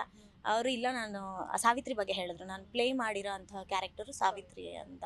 ಸೊ ತುಂಬ ಇಂಟ್ರೆಸ್ಟಿಂಗ್ ಅಂತ ಅನ್ನಿಸ್ತು ನನಗೂ. ಟ್ರೈ ಮಾಡು, ನಾವೆಲ್ಲ ಇರ್ತೀವಲ್ಲ, ನಾವೆಲ್ಲ ಹೊಸೊಬ್ರು ಅಂತ ಹೇಳಿ. ಸೊ ಆಯಿತು ಸರ್ ಅಂತ ಹೇಳಿ ಹೋಗಿ ಸ್ಕ್ರಿಪ್ಟೆಲ್ಲ ಕೇಳಿದೆ. ಮತ್ತು ನಮ್ಮ ಡ್ಯಾಡಿ ಹತ್ರನೂ ಮಾತಾಡಿದ್ರು ಸರ್. ಅವ್ರ ಮನೆಯಲ್ಲೂ ಆಲ್ ಆಫ್ ಸಡನ್ ಓಕೆ ಅಂತ ಅಂದರು. ಎಲ್ಲರಿಗೂ ಆಪರ್ಚುನಿಟಿ ಬರಲ್ಲ, ಬಂದಾಗ ಟ್ರೈ ಮಾಡು, ಯಾಕೆ ಬೇಡ ಅಂತ ಹೇಳ್ತೀಯಾ ಅಂತ. ಸೊ ಇಮಿಡಿಯೇಟಾಗಿ ಹಂಗೆ ಮೂವಿ ಸ್ಟಾರ್ಟ್ ಆಗಿದ್ದು ಜರ್ನಿ. ಲೆಫ್ಟ್ ಮಚ್ಚೆ ಇದ್ರೆ ಅದೃಷ್ಟ ಅಂತ ಹೇಳ್ತಾರೆ. ನಿಮ್ಗೆ ಅದೇನಾದ್ರು ಅದೃಷ್ಟ ಅಂತ ಅನ್ಸಿದ್ಯಾ? ನಿಮಗೂ ಇದೆಯಲ್ಲ, ನೀವು ಫಸ್ಟ್ ಹೇಳಿ. ಅದೃಷ್ಟ ಎಲ್ಲ ನಾನು ಅದೆಲ್ಲ ನಂಬೋದಿಲ್ಲ. ಹಾರ್ಡ್ ವರ್ಕ್ ಡೆಫಿನೆಟ್ಲಿ ಇರಲೇಬೇಕು. ಸೊ ನಮ್ಮ ಡೆಡಿಕೇಶನ್ ಮೇಲೆ ಎಲ್ಲ ನಿಂತಿರುತ್ತೆ. ನೀವು ಹೇಳಬೇಕು. ಆಕ್ಟಿಂಗ್ ಗೊತ್ತಿಲ್ಲ ಅಂತ ಬಂದಾಗ ಫೀಲ್ಡಲ್ಲಿ ಓಕೆ, ಆ್ಯಂಕರಿಂಗ್ ಮಾಡೋದು ಬೇರೆ ಇರುತ್ತೆ, ನಾವು ಕ್ಯಾಮ್ರಾ ನಮ್ಗೆ ಭಯ ಇರಲ್ಲ. ಆದರೆ ನಟನೆ ಮಾಡೋದಂತ ಬಂದಾಗ ಅದು ಸ್ವಲ್ಪ ನಮ್ಗೆ ಕಷ್ಟ ಆಗ್ಬೋದು. ಆ ಟೈಮಲ್ಲಿ ಹೇಗೆ ಬ್ಯಾಲೆನ್ಸ್ ಮಾಡಿದ್ರೆ, ಹೇಗೆ ಕಲ್ತ್ರಿ ಎಲ್ಲ ಅಂತ ಹೇಳಿ? ಡೆಫಿನೆಟ್ಲಿ ನಾನು ಫಸ್ಟ್ ಶೆಡ್ಯೂಲ್ ಹೋಗೋವರೆಗೂ ಓಕೆ, ಅಂದರೆ ನನಗೆ ಹೆಂಗೆ, ಅವ್ರಿಗೂ ಹೇಗಿತ್ತು ಅಂದರೆ ಕ್ಯಾಮ್ರಾ ಫೇಸ್ ಮಾಡಿದಾರಲ್ಲ, ಸೊ ಮಾಡ್ಬೋದು, ಹೇಳ್ಕೊಡ್ಬೋದು ಅನ್ನೋದಿತ್ತು. ಬಟ್ ಲುಕ್ ಟೆಸ್ಟ್ಗೆಲ್ಲ ಹೋದಾಗ ಲುಕ್ ನೋಡಿ ಅಂದ್ಕೊಂಡೆ ಓಕೆ, ಯಾಕೆಂದರೆ ನಾನು ಈಗ ಆಲ್ರೆಡಿ ಎಲ್ಲ ಟ್ರೈಲರ್ ಟೀಸರ್ ಎಲ್ಲ ಬರ್ತಿರೋದ್ರಿಂದ ಎಲ್ಲರೂ ಹೇಳ್ತಿದ್ದಾರೆ ಸುಚಾರಿತ ಥರ ಕಾಣಿಸೋದಿಲ್ಲ ನೀನು, ಅಂದರೆ 70s ಕಾನ್ಸೆಪ್ಟು. ಸೊ ಕಂಪ್ಲೀಟಾಗಿ ಇನ್ಕ್ಲೂಡಿಂಗ್ ನಮ್ಮ ಬಾಡಿ ಲ್ಯಾಂಗ್ವೇಜ್ ಆಗಿರ್ಬೋದು, ನಾವು ಮಾತಾಡೋದು ಪ್ರತಿಯೊಂದು ಚೇಂಜ್ ಆಗಬೇಕು. ಅದಕ್ಕೆ ನನಗೆಲ್ಲ ಅರ್ಥ ಆಗೋಕ್ಕೆ ಸ್ಟಾರ್ಟ್ ಆಯಿತು, ಸರ್ ಎಕ್ಸ್ಪೆಕ್ಟೇಷನ್ ಯಾವ ಥರ ಇದೆ ಅಂತ ಹೇಳಿ. ಸಾಕಷ್ಟು ರೆಫರೆನ್ಸ್ನ ಕಳಿಸ್ಕೊಟ್ರು ನನಗೆ, ಈ ಥರ ಇರುತ್ತೆ ಕ್ಯಾರೆಕ್ಟರ್ ಅಂತ ಹೇಳಿ. ಸೊ ಅದನ್ನು ನೋಡಿ ಅಡಾಪ್ಟ್ ಮಾಡ್ಕೊಳ್ಳೋದಕ್ಕೆ ನಾನು ಸ್ಟಾರ್ಟ್ ಮಾಡಿದೆ. ಬಟ್ ಫಸ್ಟು ಶೆಡ್ಯೂಲ್ಗೆ ಹೋದಾಗ ಸ್ವಲ್ಪ ಭಯ ಆಯಿತು. ಬಟ್ ನನಗೆ ಗೊತ್ತಿಲ್ಲ, ಸರ್ಗೂ ನೆನಪಿದೆ ಅಂತ ಅನ್ಕೊತೀನಿ, ತುಂಬ ಕ್ರೌಡಾಗಿ ಹೋಗಿದ್ರು. ಡೈಲಾಗ್ ಎಲ್ಲ ಹೇಳ್ಕೊಟ್ಬಿಟ್ಟಿದ್ರು. ಸೊ ನನಗೆ ಫುಲ್ ಭಯ, ಇದೇನಿದು ಶೂಟಿಂಗ್ ಅಂತ ಅಂದರೆ ಜನ ಇಷ್ಟೊಂದು ಜನ, ಅಂದರೆ ಹಳ್ಳಿಗಳಲ್ಲಿ ನಡೀತಿತ್ತು. ಸೊ ಅಲ್ಲಿ ಶೂಟಿಂಗ್ ಅಂತ ಅಂದರೆ ಜನ ಗ್ಯಾದರ್ ಆಗೇ ಆಗ್ತಾರೆ. ಸೊ ಫಸ್ಟ್ ಶಾಟ್ ಓಕೆ ಆಗೋಯ್ತು. ಅದಾದಮೇಲೆ ಸ್ವಲ್ಪ ನನಗೂ ಕಷ್ಟ ಆಯಿತು. ಬಟ್ ಓಕೆ, ಹೇಳ್ಕೊಡ್ತಾ ಇದ್ರು, ಪ್ರತಿಯೊಂದು ವಿಷಯದಲ್ಲೂ ಹೇಳ್ಕೊಡೋರು. ನನಗೆ ತುಂಬ ಸಪೋರ್ಟಿವ್ ಅಂತ ಅನಿಸಿದ್ದು ಅಂತ ಅಂದರೆ ನನ್ನ ಜೊತೆ ಆ್ಯಕ್ಟ್ ಮಾಡಿರೋ ಆರ್ಟಿಸ್ಟ್ ರಾಕೇಶ್ ಅವ್ರು ಆಗಿರ್ಬೋದು, ಹಾಗೆ ಸೀನಿಯರ್ ಆರ್ಟಿಸ್ಟ್ಗಳು ತುಂಬ ಜನ ಇದ್ದಾರೆ. ನನಗೆ ತಂದೆ ರೋಲ್ ಮಾಡಿರೋದು ಮಠ ಸರ್. ಸೊ ಅವ್ರ ಜೊತೆ ಕಾಂಬಿನೇಷನ್ ಇದ್ದಾಗಲೂ ನನಗೆ ಭಯ ಆಗಿತ್ತು ಆ್ಯಕ್ಚುಲಿ ಏನು ಮಾಡೋದು, ಅವರೆಲ್ಲ ಸೀನಿಯರ್ಸ್ ಅಲ್ವಾ ಹೇಗೆ. ಇನ್ನು ರಾಕೇಶ್ ಅವರು ರಂಗಭೂಮಿಯವರು, ಸೊ ಅವ್ರಿಗೆ ಆಪೋಸಿಟ್ ಆಗಿ ನಾನು ಮಾಡಬೇಕಾದ್ರೆ ಸಾಕಷ್ಟು ತುಂಬ ಸ್ಕ್ರೀನ್ ಶೇರಿಂಗ್ ಇರುತ್ತೆ ನಂದು ಅವ್ರದ್ದು. ಸೊ ಭಯ ಇತ್ತು. ಬಟ್ ಅವ್ರನ್ನೆಲ್ಲ ಮೀಟ್ ಮಾಡಿದಾಗ ತುಂಬ ಚೆನ್ನಾಗಿ ಹೇಳ್ಕೊಡೋಕ್ಕೆ ಸ್ಟಾರ್ಟ್ ಮಾಡಿದ್ರು. ಎಲ್ಲೂ ನನಗೆ ಹೊಸಬ್ಳು ಅಂತ ಫೀಲ್ ಆಗೋದಕ್ಕೆ ಬಿಡಲೇ ಇಲ್ಲ ಇಡೀ ಟೀಮು. ಸೊ ಏನೋ ಒಂದು ನಾನು ಹೇಳ್ಕೊಟ್ಟಿರೋದನ್ನ ಅಲ್ಲಿ ಮಾಡೋದಕ್ಕೆ ಹೋಗ್ಬೇಕಾದ್ರೆ ಅಲ್ಲೇ ಸ್ಪಾಟಲ್ಲಿ ಇಂಪ್ರವೈಸೇಷನ್ ಮಾಡಿಸೋರು, ಇಲ್ಲ ಈ ಥರ ತಗೋ ಚೆನ್ನಾಗಿರುತ್ತೆ ಅಂತ ಹೇಳ್ಕೊಡೋರು. ಪ್ರತಿಯೊಬ್ಬರು ಸಪೋರ್ಟ್ ಮಾಡಿದ್ದಾರೆ ನನಗೆ. ಡೆಫಿನೆಟ್ಲಿ ಇವತ್ತು ನಾನು ಏನು ಮಾಡಿದ್ರು ನಾನು ಅದೇ ಹೇಳ್ತಾ ಇರ್ತೀನಿ ಯಾವಾಗ್ಲೂ, ನಮ್ಮ ಟೀಮ್ ಅವ್ರ ಸಪೋರ್ಟಿಂದ ಆಗಿದೆ ಅಷ್ಟೇ ಅದು. 100% ನಿಮ್ಮ ಮೊದಲ ಮೂವಿ ಅಂತಂದ್ರೆ ನಿಮ್ಗೆ ತುಂಬ ಸ್ಪೆಷಲ್ ಮೂವಿ ಆಗಿರುತ್ತೆ. ಸೊ ಇದ್ರ ಜರ್ನಿ ಬಗ್ಗೆ ಹೇಳಿ, ಹೇಗಿತ್ತು ಓವರಾಲ್ ಜರ್ನಿ? ಇವತ್ತು ರಿಲೀಸ್ಗೆ ಇನ್ನೇನು ಕೆಲವೇ ದಿನಗಳು ಬಾಕಿ ಇದೆ, ಗಂಟೆಗಳಾಗಲಿಂದ ಹೇಳ್ತಾ ಇದ್ದೀನಿ, ನಾನು ಗಂಟೆಗಳನ್ನ ಕೂಡ ಲೆಕ್ಕ ಹಾಕ್ಬೋದು ಅಂತ ಹೇಳಿ. ನಿಮಗೆ ಎಷ್ಟು ಕುತೂಹಲ ಇದೆ? ನಾನಿನ್ನೂ ಮೂವಿ ನೋಡಿಲ್ಲ. ಸೊ ನಂದು ಗ್ರ್ಯಾಜುಯೇಷನ್ ಆಗೋ ಟೈಮಲ್ಲಿ ಅಂದರೆ ಎಕ್ಸಾಮ್ಸ್ ಇರುತ್ತಲ್ಲ, ಸೊ ಆವಾಗಲೂ ಇಷ್ಟು ಭಯ ಆಗಿರಲಿಲ್ಲ ನನಗೆ. ರಿಸಲ್ಟ್ಸು ಬರ್ತಿದೆ ಅಂತಂದರೆ ಬರ್ದಿದ್ದೀನಿ ಬರುತ್ತೆ ಬಿಡು ಅನ್ನೋ ಥರ ಕಾನ್ಫಿಡೆನ್ಸ್ ಇತ್ತು. ಇದು ಅಂದರೆ ಕಂಪ್ಲೀಟಾಗಿ ಹೊಸ ಪ್ರೊಫೆಷನ್, ಯಾವ ಥರ ಇರುತ್ತೆ ಪ್ರತಿಯೊಂದು ನನಗೆ ಹೊಸ ಎಕ್ಸ್ಪೀರಿಯನ್ಸು. ಪ್ರೆಸ್ ಮೀಟ್ ಆಗಿರ್ಬೋದು ಅಥವಾ ಶೂಟಿಂಗ್ ಆಗಿರ್ಬೋದು, ಮತ್ತು ಇನ್ನೊಂದು ವಾಯ್ಸ್ ಡಬ್ ನನ್ನ ಕೈಯಲ್ಲೇ ಮಾಡಿಸಿದ್ರು ಕನ್ನಡ. ನನ್ನ ಪರವಾಗಿಲ್ಲ ಚೆನ್ನಾಗಿದೆ ಅಂತ ಹೇಳಿ ವಿಶ್ವಾಸರು ಮತ್ತು ನಮ್ಮ ಡೈರೆಕ್ಟ್ರ್ ಇಬ್ಬರು ಡಿಸೈಡ್ ಮಾಡಿ ಸೊ ಅವ್ನು ಟೆಸ್ಟ್ ಮಾಡಿದ್ರು. ಅದೂ ಹೊಸ ಎಕ್ಸ್ಪೀರಿಯನ್ಸ್ ನನಗೆ. ಡಬ್ಬಿಂಗ್ ಯಾವ ಥರ ಇರುತ್ತೆ ಗೊತ್ತಿರಲಿಲ್ಲ. ಬಟ್ ಆ ವಿಷಯದಲ್ಲೂ ತುಂಬ ಸಪೋರ್ಟ್ ಮಾಡಿದ್ರು. ಸೊ ಇಷ್ಟು ಒಟ್ಟಿಗೆ ಆನ್ ಸ್ಕ್ರೀನ್ ಹೆಂಗೆ ಬರುತ್ತೆ ಅಂತ ನಾನು ವೆಯ್ಟ್ ಮಾಡ್ತಾ ಇದ್ದೀನಿ. ಸೊ ನಂದು ಡಬ್ಬಿಂಗ್ ಪೋರ್ಷನ್ ಮಾತ್ರ ನಾನು ನೋಡಿದ್ದೆ. ಅವತ್ತು ಶೋ ಅರೇಂಜ್ ಮಾಡಿದ್ರು, ನಂದು ವರ್ಕ್ ಇದರಲ್ಲಿ ನನಗೆ ಅವತ್ತು ಅಟೆಂಡ್ ಮಾಡೋಕ್ಕಾಗಲಿಲ್ಲ. ತುಂಬ ಲಾಸ್ಟಲ್ಲಿ ಹೋಗಿದ್ದೆ, ಲಾಸ್ಟ್ ಫೈಟಲ್ಲಿ ನೋಡಿದೆ ನಾನು. ಬಟ್ ಅಲ್ಲಿ ಹೋದಾಗ ಅಲ್ಲಿದ್ದವರೆಲ್ಲ ಸೀನಿಯರ್ ಆರ್ಟಿಸ್ಟ್ಗಳು ಕೆಲವ್ರನ್ನೆಲ್ಲ ಕರೆಸಿದ್ರು ಇಂಡಸ್ಟ್ರಿಯಿಂದ ಅಲ್ಲ. ಅವ್ರು ನೋಡಿದವರೆಲ್ಲರೂ ತುಂಬ ಚೆನ್ನಾಗಿ ಬಂದಿದೆ ಅಂತ ಮಠ ಸರ್ ನನಗೆ ಕಾಲ್ ಮಾಡಿ ಹೇಳಿದ್ರು, ತುಂಬ ಚೆನ್ನಾಗಿ ಬಂದಿದೆ ಮಗಳೇ, ಫಸ್ಟ್ ಮೂವಿ ಅಂತ ಅನ್ನಿಸ್ತಿಲ್ಲ ಅಂತ. ಸೊ ಎಲ್ಲರೂ ಹೇಳಿರೋದನ್ನ ಕೇಳಿಸ್ಕೊಂಡಿದ್ದೀನಿ. ಇವಾಗ ನೋಡಬೇಕು, ನಾನು ವೆಯ್ಟ್ ಮಾಡ್ತಾ ಇದ್ದೀನಿ. ಆಡಿಯನ್ಸ್ ಜೊತೆನೇ ಕೂತು ನಾನು ನೋಡಬೇಕು ಯಾವ ಥರ ಬಂದಿದೆ, ಯಾವ್ಯಾವ ಸೀನ್ ಎಲ್ಲಿ ಬಂದಿದೆ ನನಗೇನೂ ಐಡಿಯಾ ಇಲ್ಲ. ಪೇರೆಂಟ್ಸ್ ಎಷ್ಟು ಖುಷಿಯಾಗಿದ್ದಾರೆ ನಿಮ್ಮ ಬಗ್ಗೆ? ಅಪ್ಪ ಅಮ್ಮ ಏನ್ ಹೇಳ್ತಾರೆ? ಡ್ಯಾಡಿ ಮಮ್ಮಿ ತುಂಬಾ ಸಪೋರ್ಟಿವ್. ನಾನು ಅವ್ರಿಗೆ ತುಂಬ ಥ್ಯಾಂಕ್ಸ್ ಹೇಳಬೇಕು ಆ್ಯಕ್ಚುಲಿ. ಯೂಶಲಿ ಈಗ ನಮ್ಮ ಮನೆಯಲ್ಲಿ ಯಾರೂ ಮೂವಿಯಿಂದ ಯಾವ ಬ್ಯಾಕ್ಗ್ರೌಂಡು ಇಲ್ಲ ನಮಗೆ. So all of sudden movie ಅಂತ ಅಂದಿದ ತಕ್ಷಣ ಯೂಶಲಿ ನಾನು ಕೇಳಿಸ್ಕೊಂಡಿದ್ದೀನಿ ಹೇಗಪ್ಪ ಏನು ಅಂತ. ನಮ್ಮ ಮನೇಲೂ ಮೋಸ್ಟ್ಲಿ ಹಾಗೆ ರಿಯಾಕ್ಟ್ ಮಾಡ್ತಾರೆ ಅಂತ ನಾನು ಅಂದ್ಕೊಂಡಿದ್ದೆ. ಬಟ್ ನಮ್ಮ ಡ್ಯಾಡಿ ತುಂಬಾ ಸಪೋರ್ಟಿವ್. ಅಪ್ಪ ಹೇಗೆ ಅಂದರೆ ನನಗಿನ ಅವ್ರಿಗೆ ತುಂಬ ಇಂಟ್ರೆಸ್ಟ್ ಜಾಸ್ತಿ. ಆಮೇಲೆ ಫಸ್ಟಿಂದನೂ ಅವರು ರಾಜ್ಕುಮಾರ್ ಸರ್ ಮೂವಿ ಆಗಿರ್ಬೋದು, ಅದು ಪ್ರತಿಯೊಂದು ಅಷ್ಟೇ, ಯಾವ್ದು ಬಂದರೂ ಟಿ ವಿ ಬಿಟ್ಟು ಎದುಳೋದಿಲ್ಲ. ಅದರಲ್ಲೂ ಈ ಥರ ಕಂಟೆಂಟ್ ಅಂತ ಅವ್ರಿಗೆ ಗೊತ್ತಾಗಿದ ತಕ್ಷಣ ತುಂಬಾ ಖುಷಿ ಆಗೋದ್ರು ಅವರು. ಈಗ ನಾರ್ಮಲ್ ಆಗಿ ಒಂದು ಲವ್ ಸ್ಟೋರಿ ಅಥವಾ ಯಾವುದೋ ಒಂದು ಬಬ್ಲಿ ಕ್ಯಾರೆಕ್ಟರ್ ಅಂತ ಅಂದಿದ್ದಿದ್ರೆ ಏನು ಹೇಳ್ತಿದ್ರೋ ನನಗೆ ಗೊತ್ತಿಲ್ಲ. ಬಟ್ ಫಸ್ಟಿಂದನೂ ಸಪೋರ್ಟ್ ಮಾಡ್ಕೊಂಡು ಬಂದಿದ್ದಾರೆ. ಬಿಫೋರ್ ನಾನು ಮೀಡಿಯಾನಲ್ಲೆಲ್ಲ ಇದ್ನಲ್ಲ, ಸೊ ಅವಾಗಿಂದನು. ಬಟ್ ಪರ್ಟಿಕ್ಯುಲರ್ ಆಗಿ ಈ ಮೂವಿ ಸಬ್ಜೆಕ್ಟ್ ಕೇಳಿದ ತಕ್ಷಣ ಅವರು ಒಂದು ಸೆಕೆಂಡು ಥಿಂಕ್ ಮಾಡಲಿಲ್ಲ. ಅವರು ಇಮಿಡಿಯೇಟಾಗಿ ಇಲ್ಲ ಮಾಡು ನೀನು, ಆಪರ್ಚುನಿಟಿ ಬಂದಾಗ ಬಿಟ್ಕೊಡ್ಬೇಡ ಅಂತ ಹೇಳಿ ಅವರು ತುಂಬ ಸಪೋರ್ಟ್ ಮಾಡಿದ್ರು. ಅಮ್ಮ ಅಂತೂ ನನ್ನ ಜೊತೆ ಪ್ರತಿದಿನ ಸೆಟ್ಟಲ್ಲಿರೋರು. ತುಂಬ ಕಡೆ ಶೂಟ್ಗೆ ಹೋಗ್ತಾ ಇದ್ವಿ, ಅವರು ಜೊತೆಲೇ ಇದ್ದು ನನಗೆ ತುಂಬ ಸಪೋರ್ಟ್ ಮಾಡಿದ್ದಾರೆ. ಎವ್ರಿ ಡೇ ಕೇಳ್ತಿರ್ತಾರೆ ಏನಾಗ್ತಿದೆ, ಅಪ್ಡೇಟ್ಸ್ ಕೇಳ್ತಿರ್ತಾರೆ, ಹೇಗೆ ನಡೀತಿದೆ ಇವತ್ತು ಅಂತ ಎಲ್ಲ ಹೇಳಿ. ಅವ್ರ ಸಪೋರ್ಟ್ ಇರೋದ್ರಿಂದ ನಾನು ಇಲ್ಲಿವರೆಗೂ ಬಂದಿದ್ದೀನಿ. ಯಾರು ಸ್ಫೂರ್ತಿ ನಟಿಯರು ಅಂತ ಬಂದಾಗ? ನನಗೆ ಪರ್ಸ್ನಲಿ ರಾಧಿಕಾ ಪಂಡಿತ್ ಮ್ಯಾಮ್ ಫಸ್ಟಿಂದನೂ ಅಷ್ಟೇ. ನಂಗೆ ತುಂಬ ಇಷ್ಟ ಅವ್ರ ಮೂವೀಸ್ನ ನೋಡ್ತಾ ಬಂದಿದ್ದೀನಿ. ಅವರು ಮತ್ತು ನಾನು ಮೂವಿಗೆ ಬಂದಾದಮೇಲೆ ನಾನು ನೋಡೋ ವೇನೇ ಚೇಂಜ್ ಆಗೋಯ್ತು ಮೂವೀಸ್ನ. ಅವಾಗ ನಾನು ಒಬ್ಳು ಆಡಿಯನ್ನಾಗಿ ಕೂತ್ಕೊಂಡು ನೋಡ್ತಿದ್ದೆ. ಬಟ್ ಇವಾಗ ಕೆಲವು ನೋಡ್ತೀನಿ ಅವರು ಯಾವ ಥರ ಆ್ಯಕ್ಟ್ ಮಾಡ್ತಾರೆ, ಅದು ನೋಡಿದಾಗ ಇನ್ನೂ ತುಂಬ ಇಷ್ಟ ಆಗೋದ್ರು. ಸೊ ತುಂಬ ನ್ಯಾಚುರಲ್ ಆಗಿ ಆ್ಯಕ್ಟ್ ಮಾಡ್ತಾರೆ, ಎಲ್ಲೂ ಅನ್ಸೋದೇ ಇಲ್ಲ. ತುಂಬ ಜನ ಇದ್ದಾರೆ, ಬಟ್ ತುಂಬ ಫೇವ್ರೇಟ್ ಅಂತ ಅಂದರೆ ಅವರೇ. ಸ್ಕ್ರೀನ್ ಶೇರ್ ಯಾರ ಜೊತೆ ಮಾಡಬೇಕು ಅಂತ ಇಷ್ಟ ಮುಂದಿನ ದಿನಗಳಲ್ಲಿ? ತುಂಬ ಜನ ಇದ್ದಾರೆ ನಮ್ಮ, ಅದೇ ಎಸ್ಪೆಷಲಿ ನಮ್ಮ ಸ್ಯಾಂಡಲ್ವುಡಲ್ಲಿ ತುಂಬ ಜನ ಇದ್ದಾರೆ. ಅವರೇ ಇವರೇ ಅಂತ ಅಲ್ಲ. ಸೊ ಯಾರ ಜೊತೆ ಆಪರ್ಚುನಿಟಿ ಸಿಕ್ಕಿದ್ರು ಡೆಫಿನೆಟ್ಲಿ. ಡಿಸೆಂಬರ್ 6ಕ್ಕೆ ಸಿನಿಮಾ ರಿಲೀಸ್ ಆಗ್ತಾ ಇದೆ. ಫೈನಲಿ ಸಿನಿಮಾ ಅಭಿಮಾನಿಗಳಿಗೆ ಬನ್ನಿ, ಈ ಸಿನಿಮಾ ನೋಡಿ, ಕಂಪ್ಲೀಟ್ ಬೇರೆ ರೀತಿಯ ಇದೆ ಅಂತ ನಿಮ್ಮ ಕಡೆಯಿಂದ ಕರೆಯೋಲೆಯನ್ನ ಕೊಡೋದಾದ್ರೆ ಯಾವ ರೀತಿ? Okay, December 6 all over Karnataka ನಾವು ಬರ್ತಾ ಇದ್ದೀವಿ.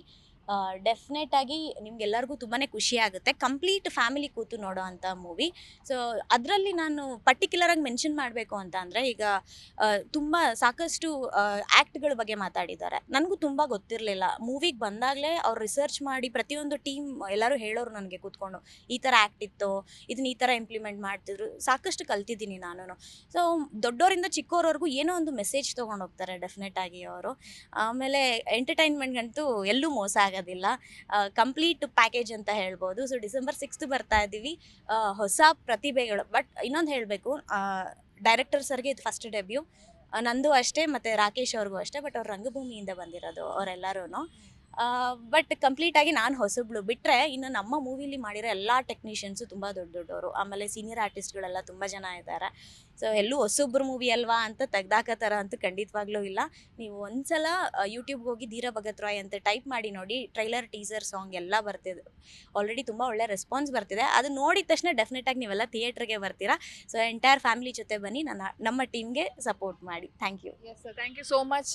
ಮುಂದೆ ಕೂಡ ಒಳ್ಳೊಳ್ಳೆ ಅವಕಾಶಗಳು ನಿಮ್ಗೆ ಸಿಗುವಂತೆ ಆಗಲಿ. ಆ್ಯಂಡ್ ಧೀರ ಭಗತ್ ರಾಯ್ ಸಿನಿಮಾಗೂ ಕೂಡ ನಮ್ಮ ಕಡೆಯಿಂದ ನಿಮಗೆ all the best. Thank you so much. Thank you so much. Thank you. Yes ವೀಕ್ಷಕರೇ, ನೋಡಿದ್ರಲ್ಲ, ಇದು ಧೀರ ಭಗತ್ ರಾಯ್ ಸಿನಿಮಾದ ನಟ ನಟಿಯರು, ಡೈರೆಕ್ಟರ್ ಎಲ್ಲರ ಮಾತು. ಸೊ ಡಿಸೆಂಬರ್ 6ಕ್ಕೆ ಸಿನಿಮಾ ರಿಲೀಸ್ ಆಗ್ತಾ ಇದೆ. ನಾವೆಲ್ಲರೂ ಕೂಡ ಥಿಯೇಟರ್ಗೆ ಹೋಗಿ ಈ ಸಿನಿಮಾನ ನೋಡಿ ಎಂಜಾಯ್ ಮಾಡೋಣ ಅಂತ ಹೇಳ್ತಾ ಈ ಕಾರ್ಯಕ್ರಮ ಮುಗಿಸ್ತಾ ಇದ್ದೀನಿ. ನೋಡ್ತಾ ಇರಿ ಜೀ ಕನ್ನಡ ನ್ಯೂಸ್, ಸತ್ಯವೇ ಸುದ್ದಿಯ ಜೀವಾಳ.